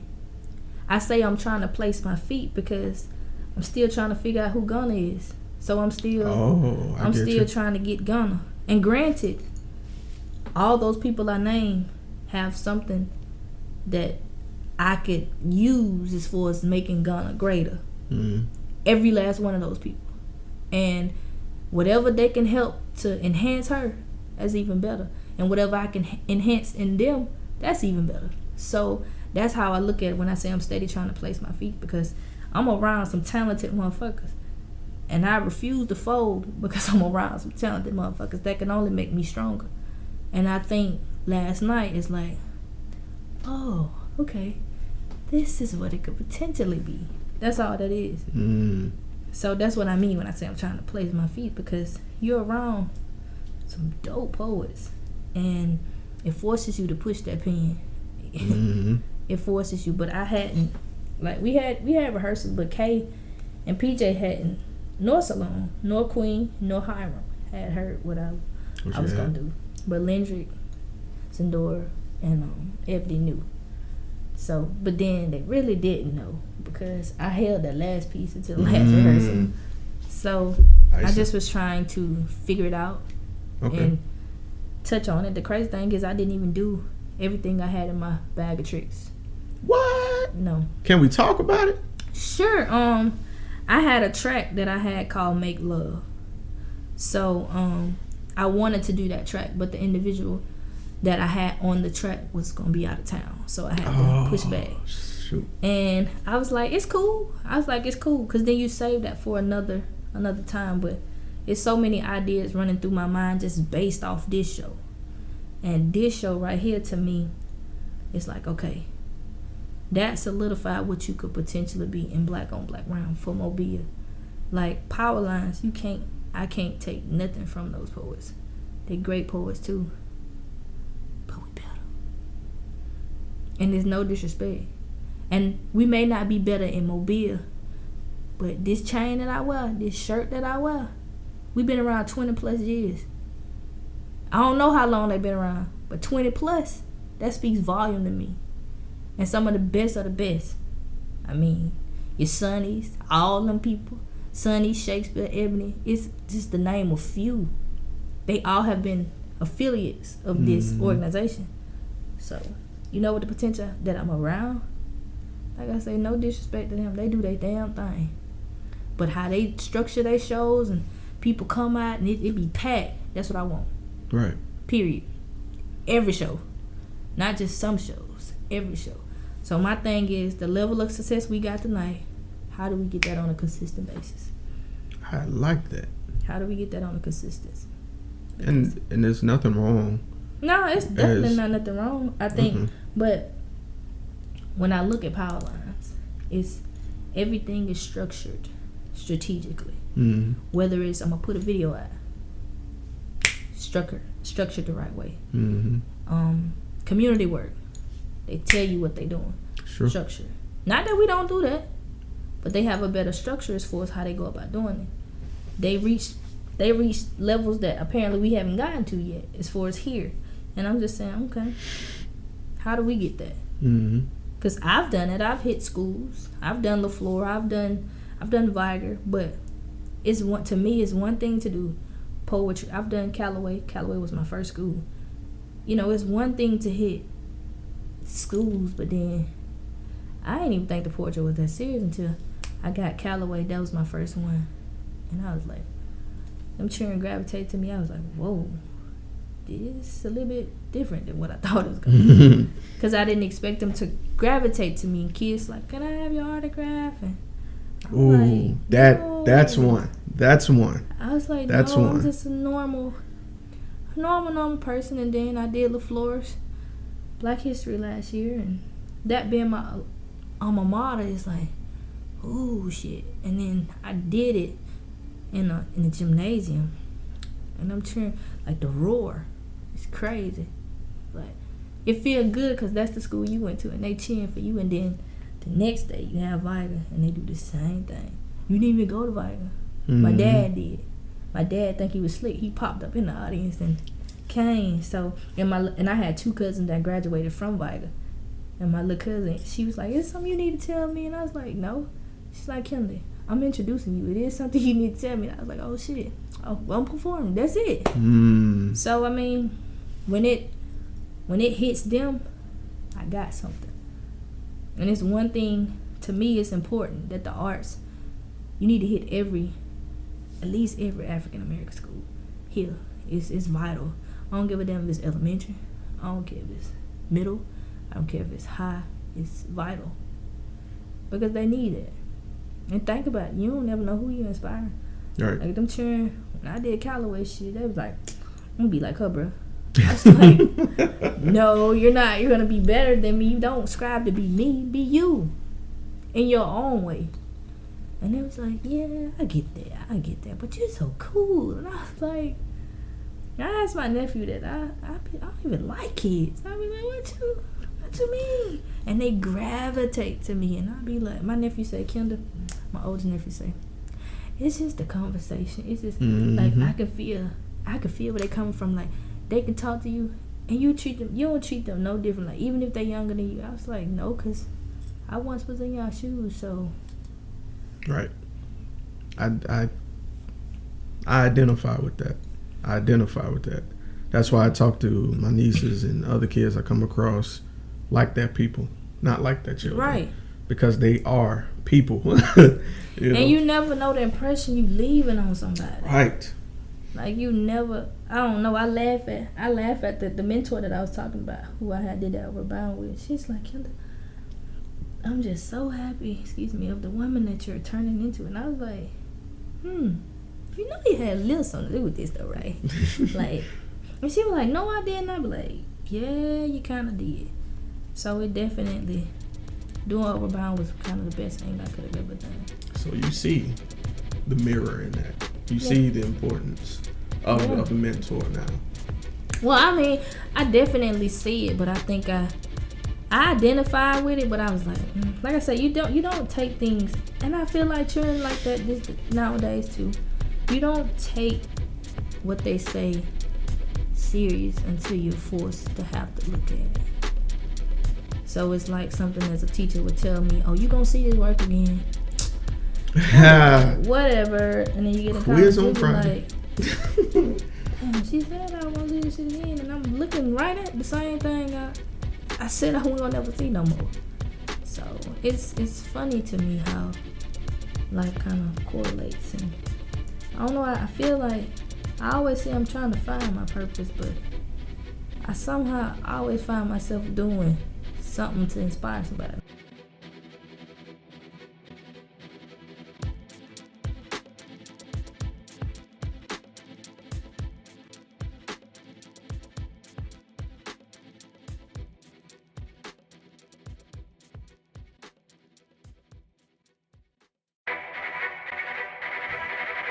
The self-destruct sequence has been activated. Repeat, the self-destruct sequence has been activated. This sequence may not be aborted. All employees proceed to the emergency car at the bottom platform. NANI?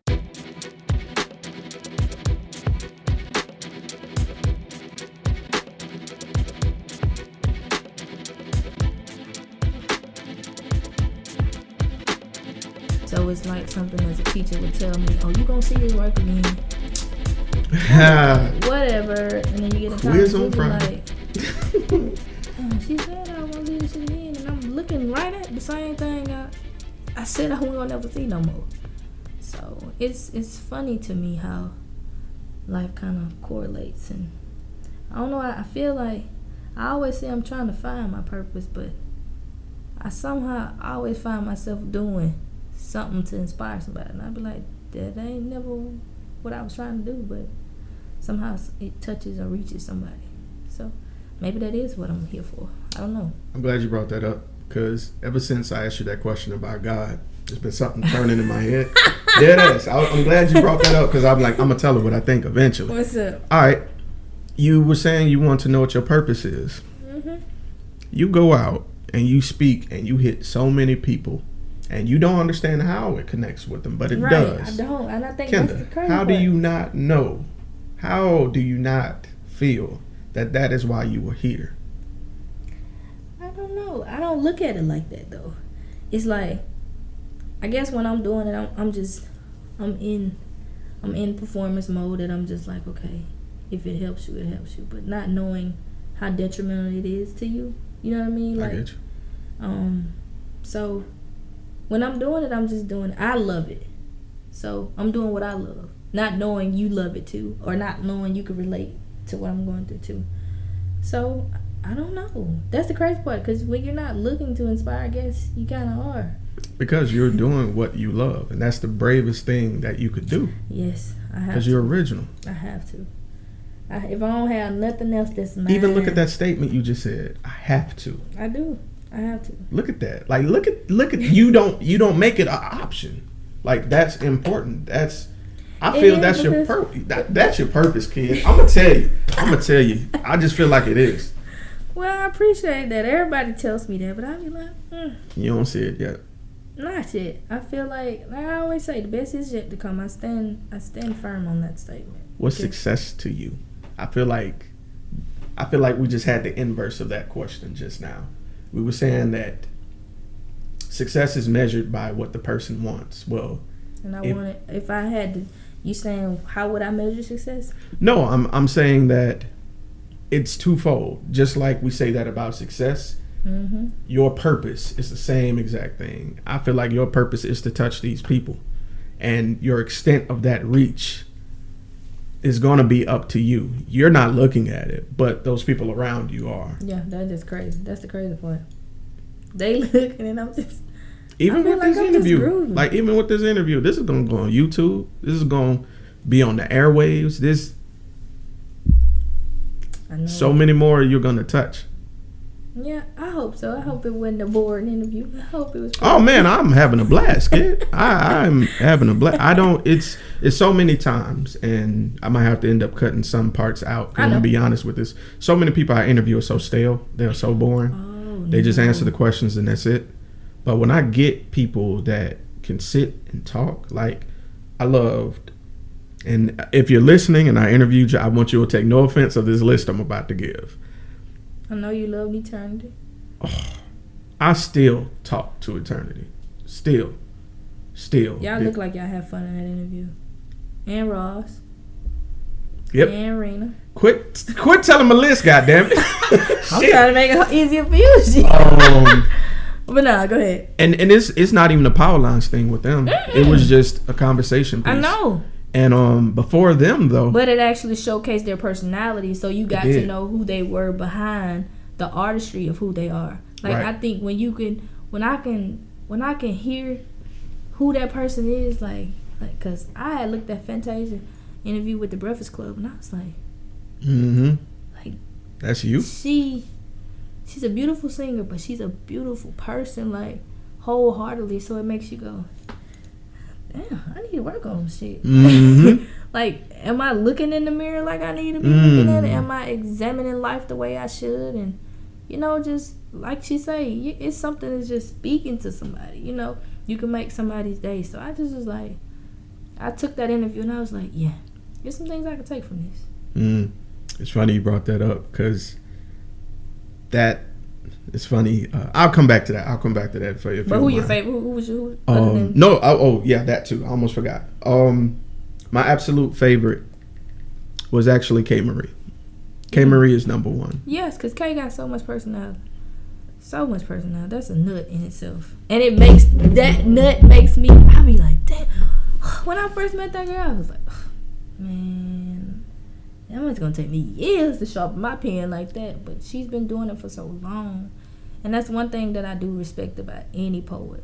When they're great, you have to say shit. They great, no matter how much you want to say it or not. Because guess what? You don't gotta say it. It speaks for itself. Right. It shows out. So me saying it ain't nothing, because they gonna show their ass anyway. Every single time. Consistency. Exactly. So, I can see Kay. Kay's a nut, but she's fun. And you could do a lot with that personality. So much. You and Kay are in that category of dangerous women that I talk about. I'm for real. I'm being dead ass. Why you say that? I'll tell you how I met Kay. I went to an event by Ambitiously His and Her. It's a foundation that helps youths who are becoming parents at a young age. Got invited to speak there. Awesome, cool. I met her there. Clicked. just clicked. Personality was tight, everything. So we did another podcast recording, and she just so happened to stop by because she was doing photos for Raina, and I was like, "Oh, you were the young lady I met at the such and such. Do you mind sitting down and chopping it up with you? Just sitting and shooting the shit with us while we record?" I picked her brain, okay, before the recording for every bit of about maybe 20 minutes, and I felt like I knew this woman my entire life. Like, just the perspective she gave, just the thoughts. And we talked about when women like you enter the room, no disrespect to other women, the dynamic changes. The inner woman in every woman comes out.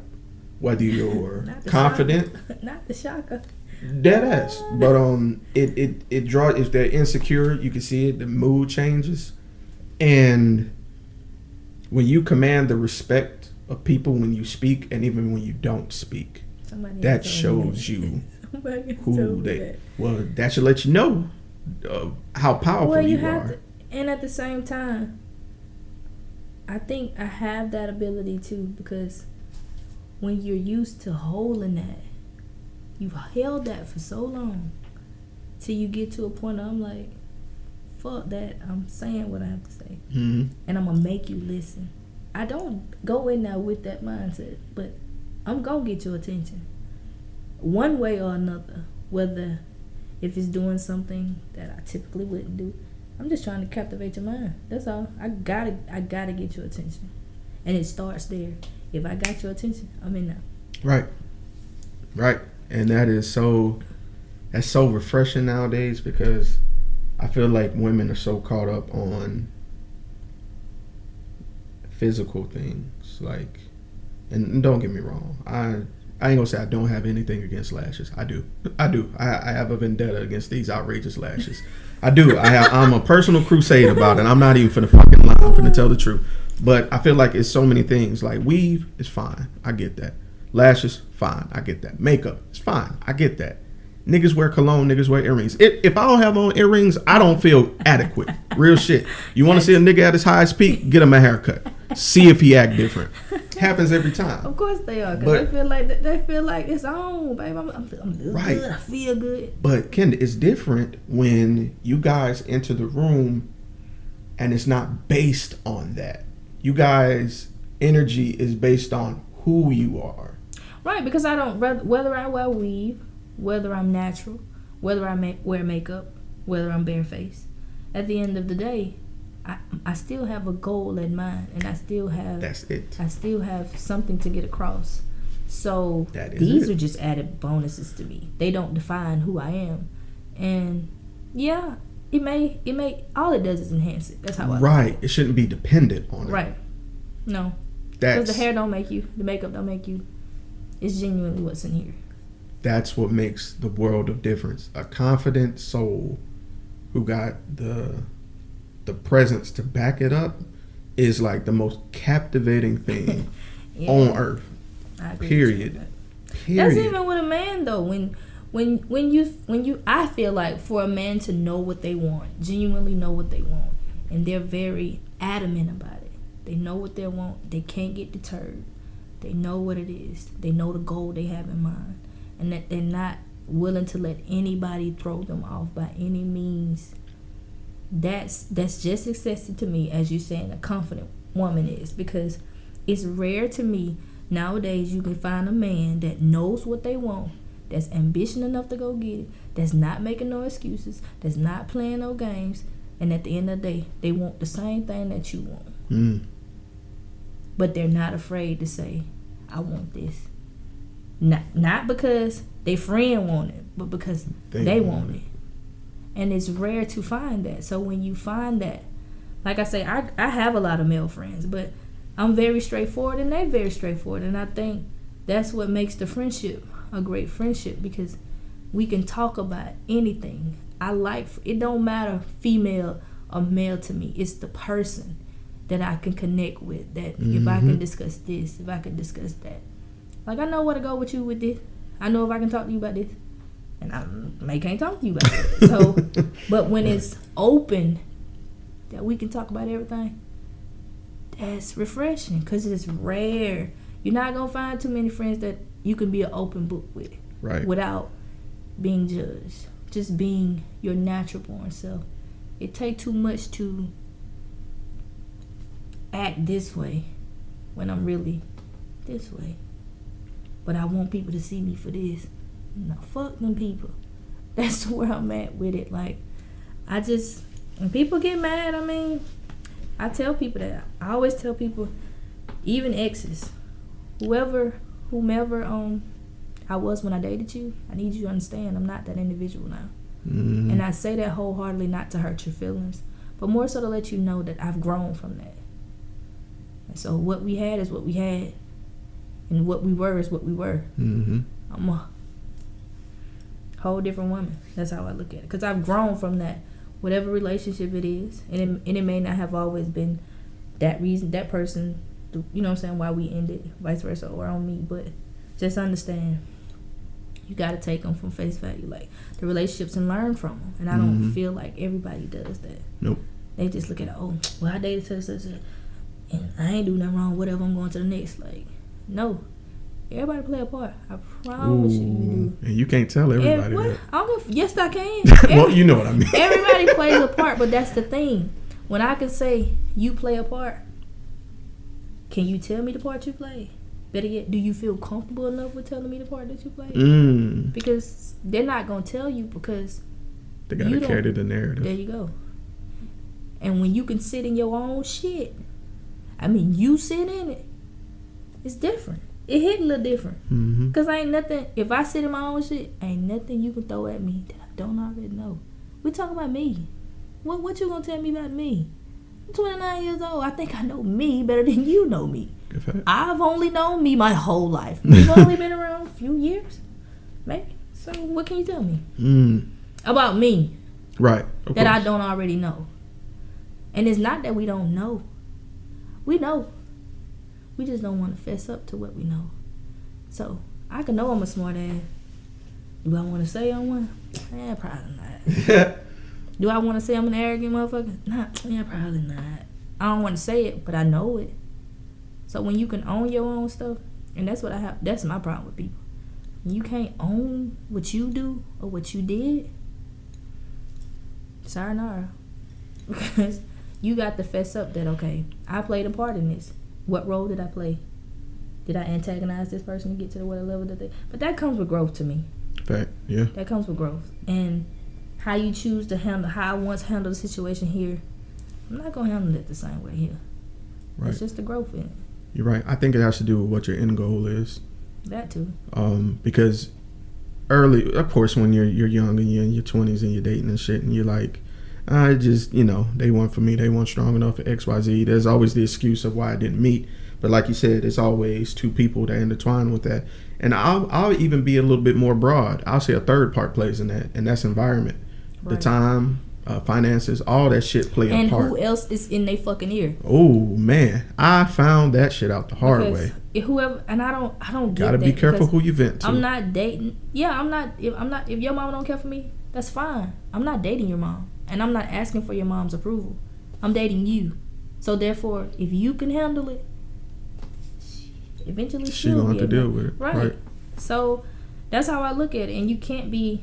Everybody should know what you got going on. You got to know what ins and outs to have as far as conversations. Like, yeah, I'll vent. And I always tell myself, I'm not going to give nobody no advice that I myself wouldn't follow. There you go.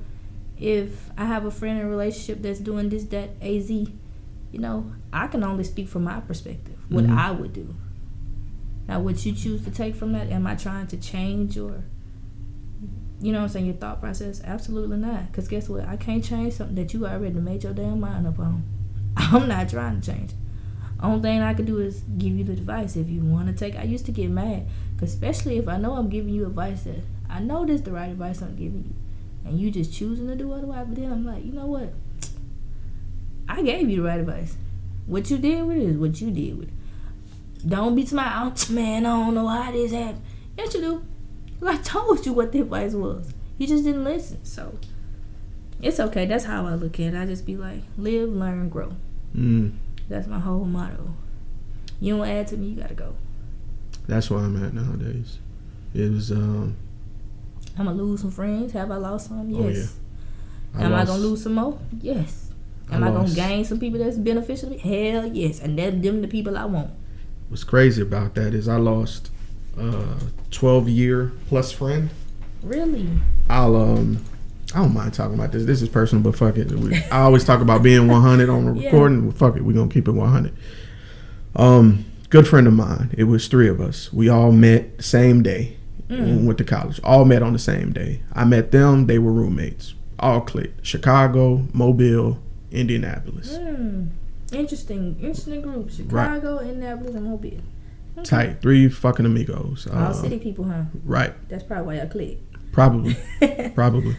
But we complimented each other, and I was the thinker. My boy Wyatt was the empath. He felt everything where everybody was come from. He was able to relay. You know, Mike was I guess you could say he was the ride or die type. But we're coming with that mindset. Ride or die isn't always the best.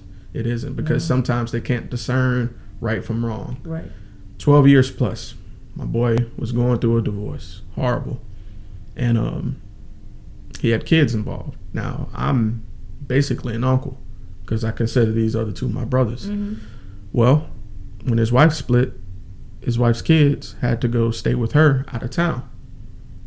So did the wife get like full custody or? Coming to it. Okay. So day before the trial, this is for custody. Day before the trial, I get a knock on my door. It's her and the kids. Hey, I don't want to tell my husband. I can't afford a hotel. If I can't stay here, can the kids stay here? And I'm like, no, you can stay here. I'm not finna not let you. These are my nieces and nephews. I don't give a fuck what's going on. I'm gonna do right by them. Right. So I let them stay. The next day, something happened, but they would have to get an extended trial, whatever. Best friend comes there. Why the fuck you didn't tell me you had the kids over here last night? And I was like, well, to be honest, it's kind of sudden. She came to the door with the kids. I wasn't finna say no. You should have told them no. Why should I told them no? Them your kids though. I was like, thinking with that person sound like they thinking with the idea of trying to make sure to tell the wife no instead of thinking about the children. That's what it was all about. And I realized at that moment, if you can't respect why I made that decision, we ain't got nothing else to talk about. We can stop here. And quickly and surely we ended. Like it plunged from there. It's funny, he had a little female in his ear. Oh, they probably fucking. That's why they was over there. And I'm like, how dare you? How fucking dare you? With your kids there, nigga? Right. Really?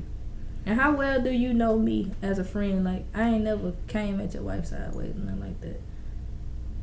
And the funny thing is, I had to forgive myself out of that situation because the reason the divorce really happened is because of domestic violence. And you had to go. I would have to come and get him and take him out.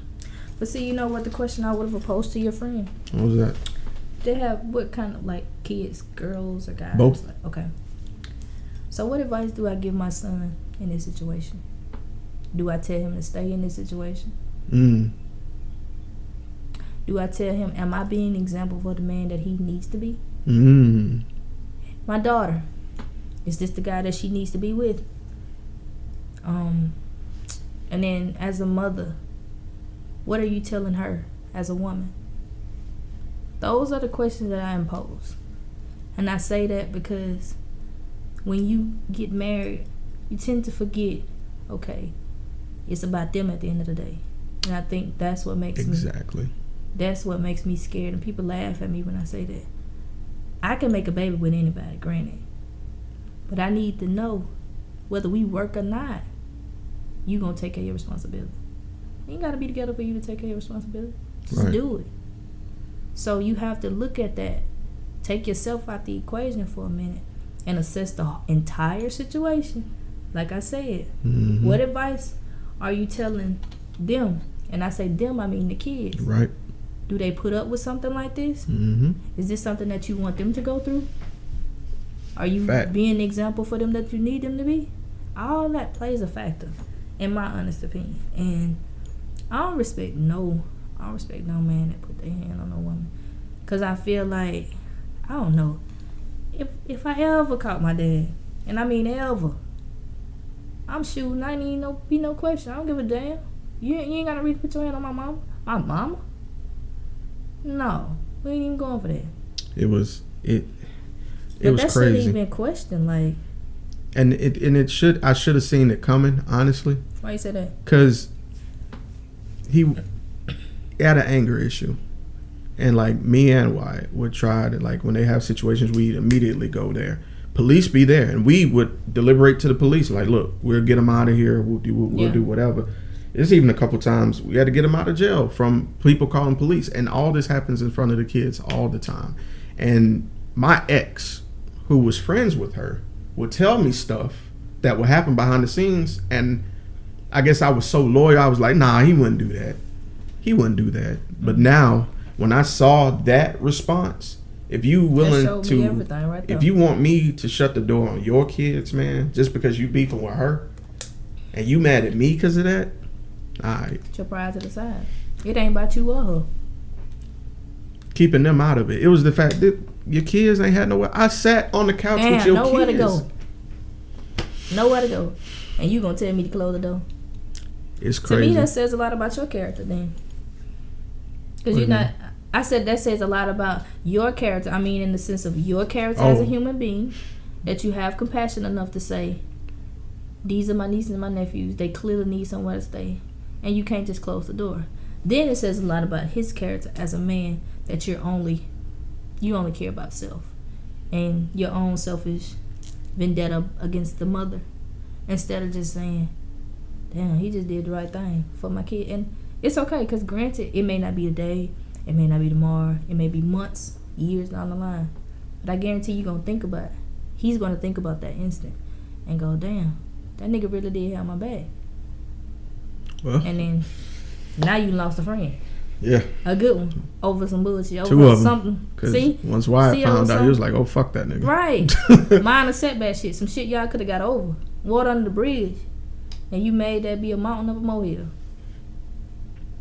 Why? That was real old school, what you just said. Real. But think about it. We as people, especially black people, we don't want to address the elephant in the room. Mm-hmm. It's very easy to maneuver around it. If I ain't got to deal with it, fuck it, I don't want to. But then, before you know it, because you didn't deal with your issues up front with people, you got all these issues. It's a collision. They coming at you all at once, and you don't even know how to handle it, because here it is, you under the impression thinking everything's all good when it's not. So why not just address the issue at the beginning instead of sitting there tiptoeing around it? Because eventually, it ain't gonna be no more tiptoe space. So that's just what I've learned with people. I don't want to sit there and be to my, well, I'm thinking everything's sweet, peach, and cream. It's not. You got an issue? Say you got an issue. I can't read your mind. I'm not Cleo. Me don't have no thing on my head. Me don't know that. Sorry. No call and collect. No, for real. Like, so I need you. I'm not a mind reader. I need you to express. You got to tell me what it is. And I'd rather be that person where you tell me and I could think on something that you told me versus I'm making my own interpretation of what I think. Because the assumptions make an asshole out of you and me. Mm-hmm. So why assume what I could just know? Good point. I don't want to assume. And I've learned, ain't no need of assuming. That assumption shit, that gets you in trouble. Yeah, because you make scenarios that may not even be right. real. And you be mad over some shit that ain't even there. Right. So let's just get to the root of the issue. Fact. Address it. Fact. I can appreciate it more. I can be mad, but I can appreciate it because we had the conversation versus not having the conversation. And you ain't saying how you really felt. Nah, it's coming all out. Oh, hell no. You gonna have to conduct that. like, you need to take it down. You're at a 10. I'm at a measly 2. Like, I need you to take it down. So I definitely get what you're saying. Those aren't. And then I look at people as just what people say. People are here for a lifetime. Some people just here for a season. A lot of people are here for a reason. Everybody's here for a reason. But you gotta decide, what these people was meant here for me? What were they here to teach me? What was really, because it's a lesson in everything. Lesson and a blessing. That's how I look at it. So whether I lost you as a friend, I gained a lot of information, a lot of knowledge on how to maneuver forward through life as far as dealing with this situation again, because I don't want to have to run into the same encounterment again. So I've learned from it. So that's why I say it can be a lesson and a blessing. Don't look at it as, man, it's devastating. No. You can make anything into a pretty situation. Because the struggle is beautiful. I promise you it is. It is, because it's what you make of it. Everybody struggles to some degree. But what they make of it, that's some real shit. That's the beauty of it. Because you don't know what they gonna come up with. And then when you see it, it's like, oh, well, that's what they was coming up with. And you didn't know. So that's how I look at it. Struggle, beautiful. Think about it. When you go through the struggle, it makes everything that much more sweeter, because you want it more. Right. You want it more. That determination, that hunger, Like that aggression, that ambition. It's a different type of gas, right. man. It's different. It hit very different. So when you struggling, I know it make you want it more. You want it more than you ever could have wanted it. So I could appreciate my struggle. Whatever, you have to look at it like that. And that's my friend always tell me. My friends T always tell me, it could always be worse. And that used to make me so fucking mad, because I don't want to hear that. What the fuck you mean it could always be worse? That ain't the shit I need to hear right now. But he's absolutely right. And I thought that was just a military thing. But when you look at everything, you take a second to just assess, step out of yourself. Look at it. It could be worse. Somebody's going through something far difficult than what you're going through. And yet, you're sitting here dwelling on this, that, and the third. Not appreciating what you do have. All you looking at is what you don't have. But what you don't have is, you don't have it because you don't want it. Not because you can't get it. We don't never use all our resources. I feel like. We'll say we won't. Like I say, you have resources. We all have them. But are you using your bag of tricks? And people say, well, I ain't got none. I don't do nothing. Everybody good at something. You have to find your niche. What's in your bag of tricks? Well, I don't know. That's for you to figure out. But everybody has something. And with that something that you have resources that you can detonate around. Because you're going, and I say that because we all encounter different people every day. Not knowing the people that you encounter, they could be beneficial to you. But are you using them to your best ability? We don't think like that. I know we don't. I don't know. That was deep as fuck. I was. People say that, but I think a little different. I do. When I say different, I do mean deeper, because you have to ask yourself, okay, I went to go see Ayanna Van Zam, and I think that's the best thing I ever could have done. And I say that, my cousin was like, did she fix your life? I said, nah, because all y'all asses wasn't there. I'm sorry, she gave me what she could, because I needed y'all asses to be present. But it's crazy, because everybody be like, can you be a great motivational speaker? And I think you would. I don't know about that, but I don't know. It's just not something I had ever thought about, and that's usually what I say. I don't think about that. I'd speak from here. Like I said, this is from here, not knowing who it can impact or whatever. But I do feel like when I went seeing that lady, I was on a high, for a good 3-4 weeks. Damn. I was like, shit. Woo, what kind of crack that is she got? But I mean that in a sense because, granted, as she says, in order for things to happen for you, you have to be able to do the work. We don't want to do the work. and in my Ayanla voice, beloved, how is it gonna happen? It's not. You can't expect this, that, and etc., but you're not doing what's need to be done on your end. So I took that and I applied that to life. You don't do the work. You don't get, you know what I mean? You don't get the resources. You don't work, you don't eat, man. Right. So, and to me, that's in everything. You don't do the work. Relationship, you don't get one. You don't do the work financially, the benefits of it. Right. I mean, it works in every aspect. Right. So, do the work. We can't, it's enough with saying what we want to do. What are we doing? I mean, what are we doing? And I go, damn, I need to get my shit together.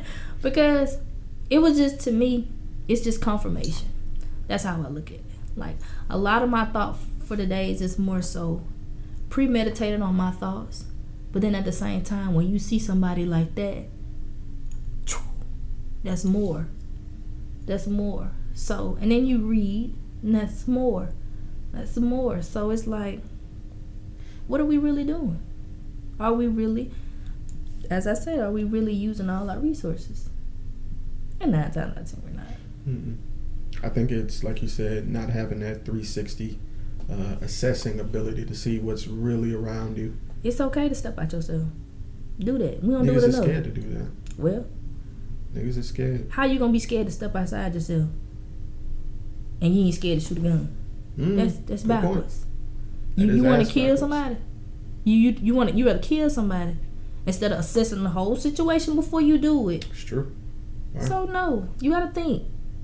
Even if that little, man, your thought can change everything in a blink of an eye, in a blink. So you need to think. Think, not just, oh well, tomorrow everything's gonna be roses and peaches and the sky is gonna be orange. And no, think. I mean, and think intuitively. Like, really think. Like, don't just wait for, as I say, stop letting society teach us what we need to know. Look up that shit. And I say that in one of my pieces because I mean it. Stop. I feel like we rely on everybody else. And I say everybody else, I mean society, to teach us instead of just get familiarized with it yourself. Have you ever picked up a book? And that's the first thing people say, well, especially for black folks, you want to hide something, I just put it in the book.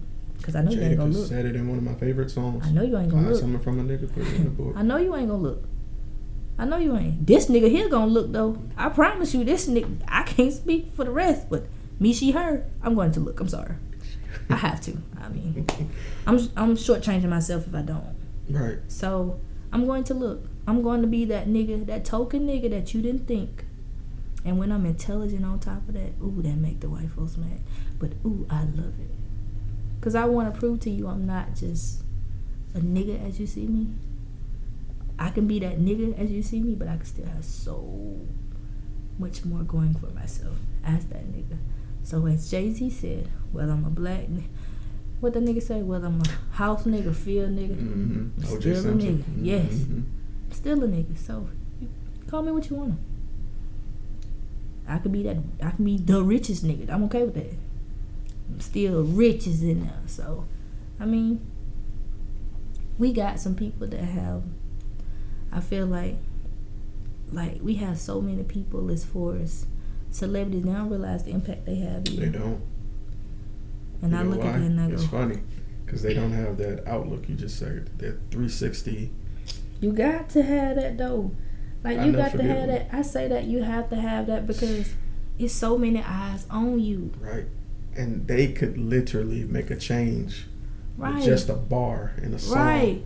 Because it's that inspiring that it leaves that type of impact on people. So just think what you could do. You ain't even got to just be with you. Imagine if I get Jay-Z, Diddy, Oprah, Tyler Perry, one room.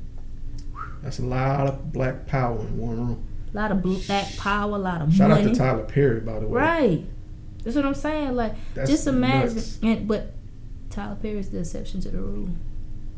And I say the exception because That's the only one I know or that I hear about.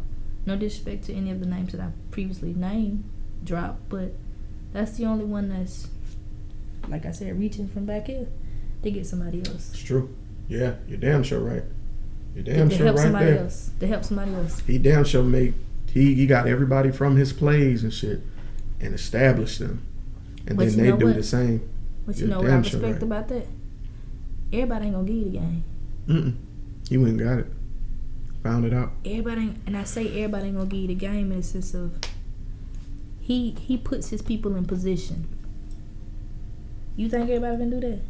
Most people not gonna do that because they're too scared you gonna step on their toes. Gonna take away their coins. Right. Where is it? He don't care. You know why he don't care? Because he know what he is. He know the kind of person that he is. I know where I stand. I know what I can bring to the table. And guess what? If you're better than me at it, just say, okay, you better. But ain't nobody doing what Tyler doing. Nobody. So guess what? As of right now, I'm sorry. Ding Dong, the witch is dead. He's winning.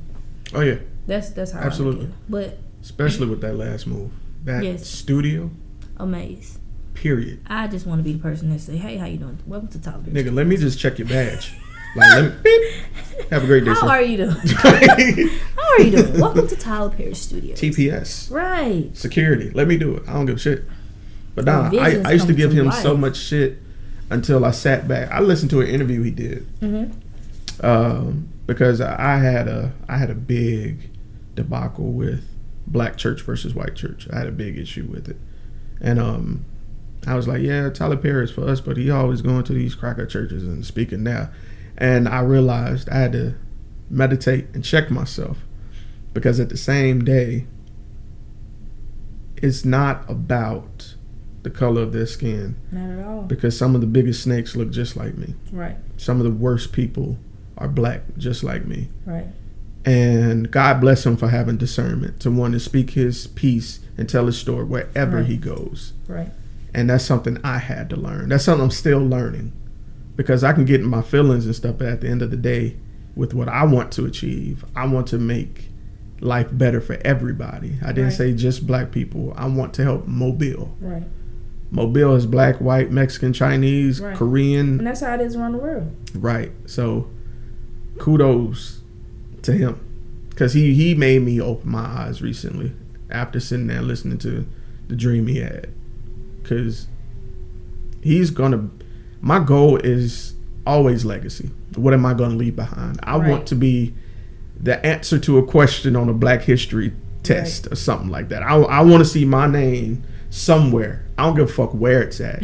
Are you going to see J.A. Evans some fucking where in Mobile at some point when I leave? And how can I do that if I'm closed-minded?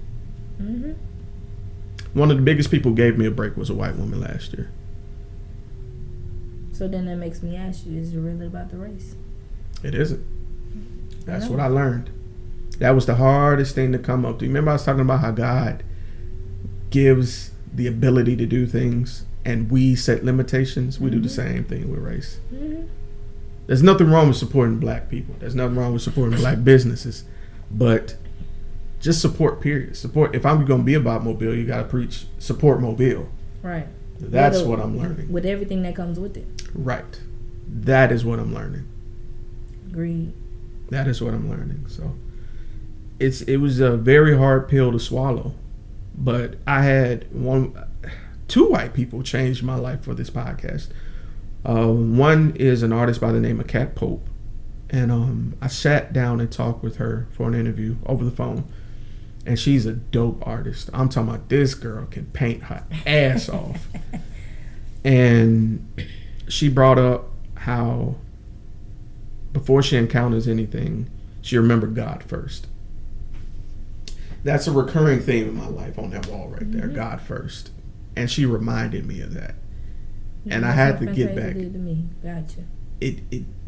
If you want to be truly connected to the source, you got to put that first. And it's really hard to do. That is your source. Exactly. That's your first source. It's the hardest to remember sometimes, given what circumstances you were in. You're right. Because sometimes you be like, man, I got to pay X, Y, and Z, and I can't do this because I ain't got enough time. So I'm going to skip out on, church and stuff so I can do X, Y, and Z. But for every choice you make, God will let you make a certain amount of choices before He reveals Himself to you. And so when you make always decisions, gives us enough rope too to hang out there. man, and I was in that bitch, toes dangling, like, okay, I get it. Okay, I get it. Help me, God. Okay, I get it. And He comes through, and I feel like God is like a parent, cuz like the more I tell this story, and this is probably like the third podcast I say this on, I feel like God is like a parent. You ask Him a question over and over and over and over. After a while, He's just like, I'm not going to answer. I know I already answered you once. But then I think He hears us. Oh yeah. But at the same time, I go back to what I said. We ask, but are we doing everything on y'all end? Nope. That's the difference. That's the difference. And you know what the fucked up thing is? A lot of times we know, but we don't want to admit it. It's that comfort of lying to yourself. In denial. The whole time. The whole time. But it's easier to lie to yourself than to be able to identify and say, yeah. Because it's harder. Because you got to look at yourself objectively. And that's the hardest shit to do. Because when you're your own critic, when you have to review yourself, and you have to growth, you're going to see all the shit you did. Because the crazy thing is, when people, you deal with liars, right? And I can't stand being around people that lie for no reason. When you by yourself, I often think this, you're a liar, right? And when you by yourself, you know you lying. So does it eat you up more? Does it eat you up worse? When people have like addictions or stuff they preoccupy themselves with, whether it be alcohol, bad television choices, or certain types of music, I feel like you need to work on something, but you're putting it off. It's like procrastinating self-entitlement or self-embetterment. Agreed. So when you sit in your shit, it stinks a lot worse. So now you got to create a false narrative around yourself to shield your sanity because you're refusing to deal with it. But it ain't no beneficial in that. It isn't. It is extremely detrimental. And when you get somebody, watch this, when you get somebody that can see you for who you are, and see through all the shit, it scares the fuck out of you. It shakes you to your core. So you don't want to deal with that. So people that are actually potentially good for you, you can psychologically tell yourself they ain't. Boom. Been there, done it. Man, listen, I'm gonna tell you something. All right, so a couple people know this, a couple people don't. I'm a poet as well. Okay, cool. Did poetry at A&M all the time. I was part of the poetry club there, spoken word, everything there. I've been working on a piece called Dear Athena, and it's part of a book I'm writing. I'll go ahead and say the title because some people know. I think somebody called me. Oh, this is Mrs. Let me get that. Yeah. Hey. Yeah, I'm sitting here, me and Kenda doing a podcast episode. Ashley say hey. Hey. She said hey. I was telling her sister about her, because I thought she was coming on too last night. But she said she had a church, something that church. she had to go to an event. She got all fine on me, didn't tell me how fine she was getting. She sent me pictures. I'm like, you look stunning. But she was working on a piece. Yeah, so I'm writing a book called 88 Text Messages Not Sent. The concept is the entire book is going to be in the format of unsent text messages. Guys, and I'm sure girls probably do this shit too, but I'm saying guys because I'm a guy. Yeah, ring it again. It's Christina. Hey Marie. Hey. What's up? I think it's sweet. No, it's Kay. Yeah. Hey, sweet pea. Lord mercy. Hey. Happy birthday, lady. Hey. I am doing an interview right now. I'll let you see who I'm interviewing. Hi. Okay. Hey, Ebony. So I'm gonna have to exit out because we ain't done because we are literally recording. So I'm gonna have to get up with y'all. You Kenda, how she was the goat last night. We were just talking about it. We talking about it. Anyway, so bye, you guys. All right. Bye. All right, Sam. We're crazy. But yeah, see, your reputation precedes you, cuz. I'll tell you. But So you writing this book? Yeah, I'm writing a book, and it's in the format of text messages. It's not going to be sentences or anything. Well, sentences, but it'll be typed like it's a text message, and each one will be. I mean, they be sentences anyway. We just don't put the periods on them. Exactly.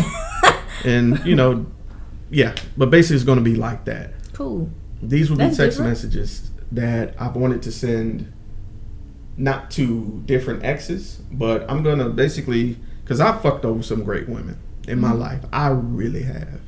And so I'm taking is it them. more like a is it more like an apology, or like have you had a formality of, like, has it all come to you like, damn, I fucked up here, that growth, that maturity, like? Kind of, but I'm going to tell it in a different way. Oh, okay. So I'm combining all the women together. Mm. And I love Greek mythology. Cool. My favorite goddess has been Athena. So her name is going to be Athena. Makes sense.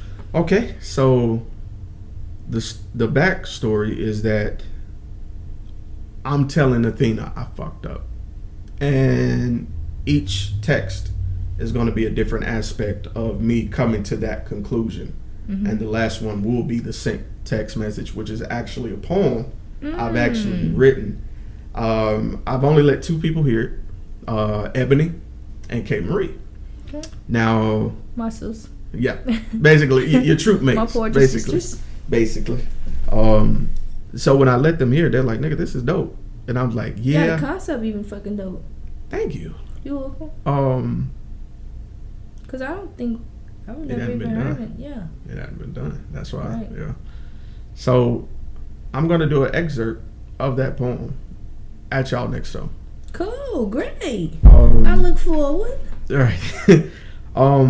And it's not that I've been nervous about it. Mm-hmm. I'm not nervous performing. Oh, as you can absolutely tell. not. Right. Yeah, I know. So Not that immediately. it's that It's personal. it's so personal.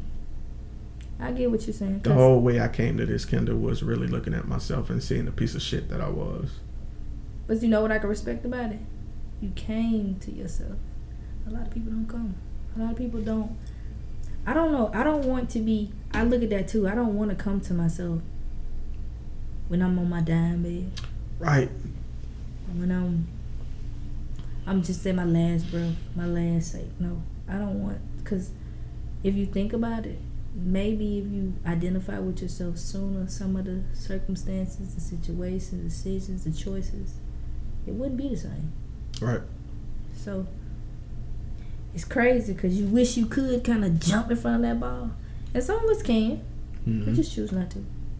And some of us have that fuck it mindset, like whatever. I thought I had that for so long until I had attachment issues.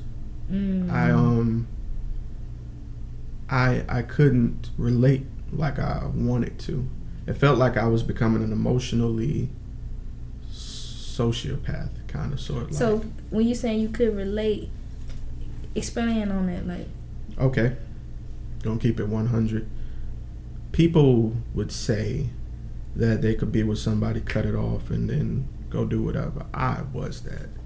Oh shit. And Oh, you that nigga. Kenda, You that nigga. I was a whore for every bit of about 6 years. So what my question to you is, when did it click? Like, when did you say, you know what, it's time out for your game? Because see, I love to ask men that question. Like, how do you know when it is enough? Enough is enough. How do you know when you're ready to say it's time out for the bullshit? I'm ready for a wife. I don't want to treat my wife as my hoes and my sluts that I've played around with. What makes her different from all these others over here that you got over here? All the bullshit? Yes. I'll tell you what. There was a woman by the name of Ebony. Not this Ebony. Not your Ebony. Ebony and I were just having sex and having fun, but it was different with Ebony. I could talk to Ebony. Ebony would walk in the room and get my attention in a room full of people. It wasn't about what she was wearing. It was the confidence and the conversation we could have verbally and non-verbally. We connected. That's deep. Now, the problem was Ebony and I were fuck buddies, but my soul wanted her. I wanted this woman in every facet. Beyond sex, we would have sex, and I don't even smoke, but she roll up one, burn one. We you listen right there with it. Cause I lay in the bed with her. We listen to instrumentals. Cool. You just go. Cause we both love music. She played the instrument. She played the saxophone. Oh, that's. I play a little bit of piano. So. Oh my God. Man, so it was there, Yes. but she was a shitty person. We'd have sex. We do our thing. We connect emotionally. We get almost to a relationship. She disappear. 2-3 months disappear. That sounds like some catfish shit. Felt like it. And Did you ever find out why though? yeah. So after she did it, we did this for like 3 years. After like the fourth time. Off and on, Yeah. off and on. Yeah. And my heart couldn't take it, Kenda, Just think because though, you could have been missing out on somebody who really was genuinely there for you. think about that time frame, 2 to 3 months. I heal, get And then over, you open my womb back up. and she's right back there. And And so I couldn't get over her. Never could. Couldn't. That's why it's important to cut. That's why the fuck I cut exes off. I don't mean to be rude, like, No, but I got to grow from it, and I need you to go. I couldn't, no matter how much. And then if it was like she was my sweetest poison, I swear to God, she was everything I wanted but didn't need at that time, all together wrapped up in one. And she saw it as fucking. I was making love to this girl, like I said, we was laid and talk. We laid a blanket by a window, naked as we was, on the floor after doing our thing, and looked at the stars and talked about the stars. Different lifetimes, reincarnation, like maybe what if we met, what if we die and we don't meet again till deep shit. Like that's type of shit. And the crazy thing is, the shit that y'all talking about, things people do in a relationship. So only thing I'm trying to do, I'm trying to make it official with her, and every time it come up, she do it, disappear. So after like the third time, because I'm stupid as fuck, I'm just, whenever she show up, I'm happy. What's your zodiac? I'm a Leo. And what they say about y'all? we are exuberant. We are loyal to a fucking fault. We try to capture the energy. We try to have all the attention. And if we get that from someone who provides it to us, we're stuck to them. So here's this person. That's why you like that. That too. And she was my polar opposite. She was a water sign. Aries? So she was Aquarius, yes. Which is my best friend is an Aquarius. That's crazy. So she was literally like a female fucking best friend. So this shit had layers, Kenda. I see. Man, so I flat out asked her, and I'm never scared to ask anybody anything, but I'm fucking terrified to ask her this because it's going to scare her away again. I'm enjoying this temporary toxic situation because it's so blissful. But you know it's coming. I'm shooting her up in my veins, and I'm scared to, you know what I'm saying, scared to ask her. So I said, fuck it. Why are you running from me? What did I do to you? What am I saying wrong? What am I doing wrong? I'm in tears at this point, and I'm scared because she's going to think I'm weak. But at that point, I ain't give a fuck because I needed to know because I'm a thinker. While you gone from them 3 months, all I'm thinking is, how did you fuck up this time? How can you make it right the next time? She told me my dad's a piece of shit. He cheats on my mom. And I'm just like him. And it eats me up. And she was like, anytime you try to come to me, it reminds me of how terrible I am because you're not the only guy I do this with. She flat out told me that. And I appreciated it, Kenda. I did. I appreciate it, but you could have told me that 3 years prior too. You could have told me that in year 1 too. Let me tell you how stupid I am. She told you. She told me, and we still did the same song and dance like 2 more times. Did you think that you could change your mind? Like, yeah. So you want to know what's funny? What? Things that people get on women about. You was doing. I lived. So when people say, well, women should just know if they got intuition. Nah, man, sometimes it's deeper than that. Sometimes that emotional connection that you have for somebody, sometimes it's reciprocated. Right. And it's due to they being hurt. She's hurt. I don't know where she is right now, but I pray she found help because she's an amazing person. She'll make a great wife, I hope, but she needs to deal with those demons and not run from them. Now, with seeing that, I looked at myself. My best friend told me after I told him what was really going on with Ebony, because your best friend knows you. He knows where you're going. He's like, oh, you going fucking with Ebony? Damn, what's she been? Like, that's how my nigga talk to me, man. He could tell me shit like that. So Like, cuz you ain't learn from the last 3 months, bro. my nigga came to me one time. He was like, "Man, real shit, you can do better, dog. I know you like her. I know she's cool. She's You a deserve wonderful better. person." But he was like, "Brother, So your self-worth. What did you know your self-worth? mm-mm. That's important, She- man. with black men and self-esteem, when you don't address it and put it on material things and not really who you are, it wanes and shines. It's always this instead of this. Mm-hmm. So when he told me that, and my best, this is how I know this will be my nigga for life. He told me that and he got tears. He was like, "You deserve so much better because you are a phenomenal person." And yeah, you And he's crying telling me this. And I'm like, he sees something you don't need to see it. and that's the scariest shit. It is. I agree with you wholeheartedly on that. I wouldn't even be in the podcast I'm in if it wasn't for. Did I mention that? Like, my podcast is my choir director. What? My choir director at Bishop.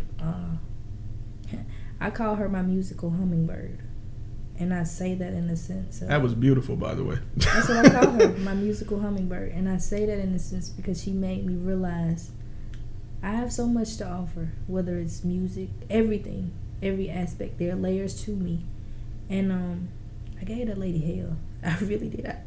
I told her son that when he interviewed me. I was like, he's like, "Man, my mama loves you." I said, "Bro, I ain't even finna lie to you. I gave your mama hell, but I only gave her hell because everything that she was trying to teach me and instill in me, I knew it was for the betterment of me. I didn't want it. I didn't want it because I was running from it. And I think I laugh now because look how things shape. She's gone back to New Jersey. Now her kids are down here. And ironically, I get to do this podcast because Fred had came to me and he was like, "Well, my mom had suggested you." And I was like, "She did?" He was like, "Yeah." And we went out to dinner and everything, just talking about the podcast. He's kind of interviewing me in the process to see if I'm even worthy. Did I have the credentials and whatnot? And I told her I would go. Like, I didn't have a problem with it. And we talked and we laughed. And he was like, "I can see why my mama love you." And I was like, "Yeah, but I didn't see that at the beginning. Your mom came with that up front. And I feel like I shitted on her. So, as I always tell her, any success that I have, we have. Because she made me see myself deeper than what I saw myself. Whether it be musically, writings. I took creative writing because she suggested it. You took that too, huh? She suggested that at Bishop. I wasn't going to do that. But I was writing so much. Everything I write, I give it to her. She be the first person to read it. Damn, my friends. I give it to her. And I give it to her because she's a music. She knows. Like, so everything I'm writing, I'm giving it to her. That's my baby. And I'm sharing my work with you. And so that's what made me say I do creative writing. And then it just blossomed into so much more. But from the beginning, I gave her so much hell. Because I was like, man. That's why I'm a little rebellious one. But I'm a Sour Patch Kid.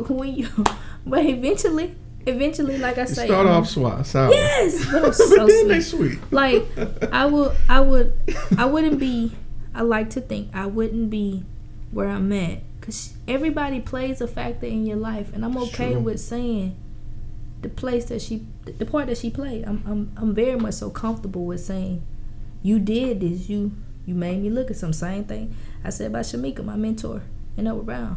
I would say that about Miss Schamberger, my mentor now, still my mentor. I don't never think you're too old to have a mentor because I can grow in every aspect of the way every day. So why does age have to matter? So I have to think, definitely have to thank Miss Little for that because it's crazy. Now I'm in a podcast with her kids and I'm like, how the fuck this happen? Like, but that's funny. It just, but she treats me like I'm one of her kids. Like, that's like my mom, because that's what I tell her. And her birthday's literally the day before my mom's. Wow. I was like, shit, this is crazy. No mistakes there? None. But I say that, and I mean that. I call her, I gave her a pendant, like of a hummingbird. And then I think last year I had sent her like this plaque Because I never forget, she gave me my first soloist. So that plaque was a silver plaque. Like, it'll be platinum one day, but silver plaque. And I wrote the name of the song and everything because she had wrote it. She had actually wrote that. And I sung it. So I sung that actual piece that she had. And so I just put the whole choir picture on there that I have. And I sent it to her. And she's like, oh my God. I was just like, yeah. I thought that would have been sweet. That is. So I try to put a lot of thought behind anything I do for the most part, whether it be decorating, whether it be, friendships or doing things for people, because you want people to do things for you and you want to be able to give it back. And that's how I feel about it. I want to do for people because if I'm in a position that I can help somebody else, I want to. Because guess what? When I'm down, I want somebody to help me. Right. So that's how I feel about it. But it's crazy. But that's how my podcast came along. That's dope. Looking at the sum of the parts. Yeah, I don't make mistakes, man. I don't think he does either. I definitely don't think he does either. And it's crazy because I vibe with them and I be like, shit, they like my brothers. Like I vibe with them, so it's like it's cool. I just like when she had said that, she was like, hey, I don't know how you feel about it. And I was like, hey, I shoot my shot. She's like, I think you'd be great for it. I said, well, we'll see. Because people be like, Kenda, man, you funny as fuck. I be like, you are hilarious. I just be chilling. Be cool. It's funny. I'm gonna tell you a secret. Of course, I did Power Lines Poetry. I interviewed everyone except one, Hayes. I'm gonna get him eventually. It's just life happens. Right. Shit is tough sometimes. I was like, while doing Power Lines Poetry, I'm like, I got to do black on black rhymes. How the fuck would I do that to my people? Right. And, you know what I'm saying? Yeah. And not do that. I'm gonna tell you the truth, Miss Kenda. You were the first one I wanted to interview. I'm gonna tell you why. Why? I've come to so many shows. I've never really had a dialogue with you. Yeah, you didn't. And I was like, I want to pick her brain, and I want to do it in a way where it's mysterious, but at the same time, I think it'll be fun for both of us. Cool. So that's why I approached you first. Everything I do is kind of strategically. I'm like that. But I'm not gonna tell you. Right. I'm just telling you, because we've talked so much. But nah, I wanted to get you first because I was like, she looked mean, but I know a lot of people that look mean, but they just are thinkers, and I think she's a thinker. And with this conversation, this lets me know. But I feel like, how do I put it? People, we all prejudge people. That's how I look at it.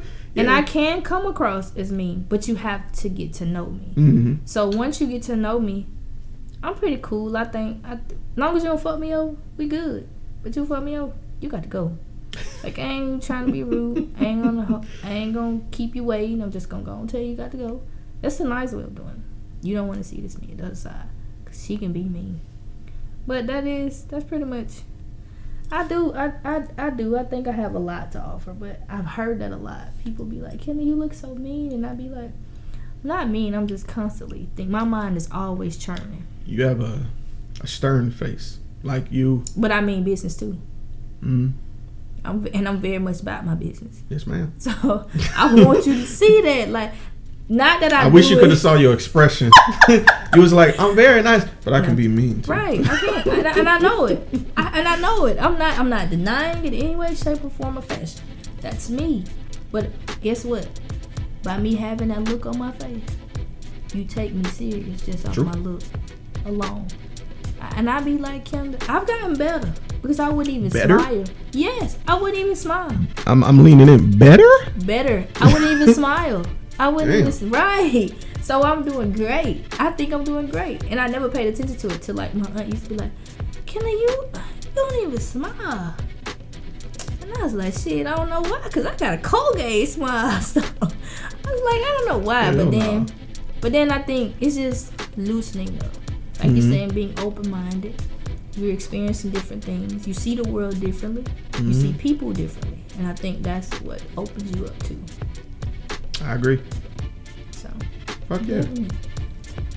So how did the interview go?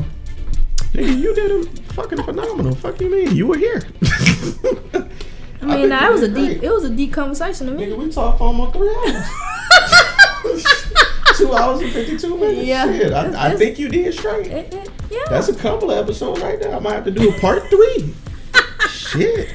Nah, but it's deep stuff. Deep stuff. I love these.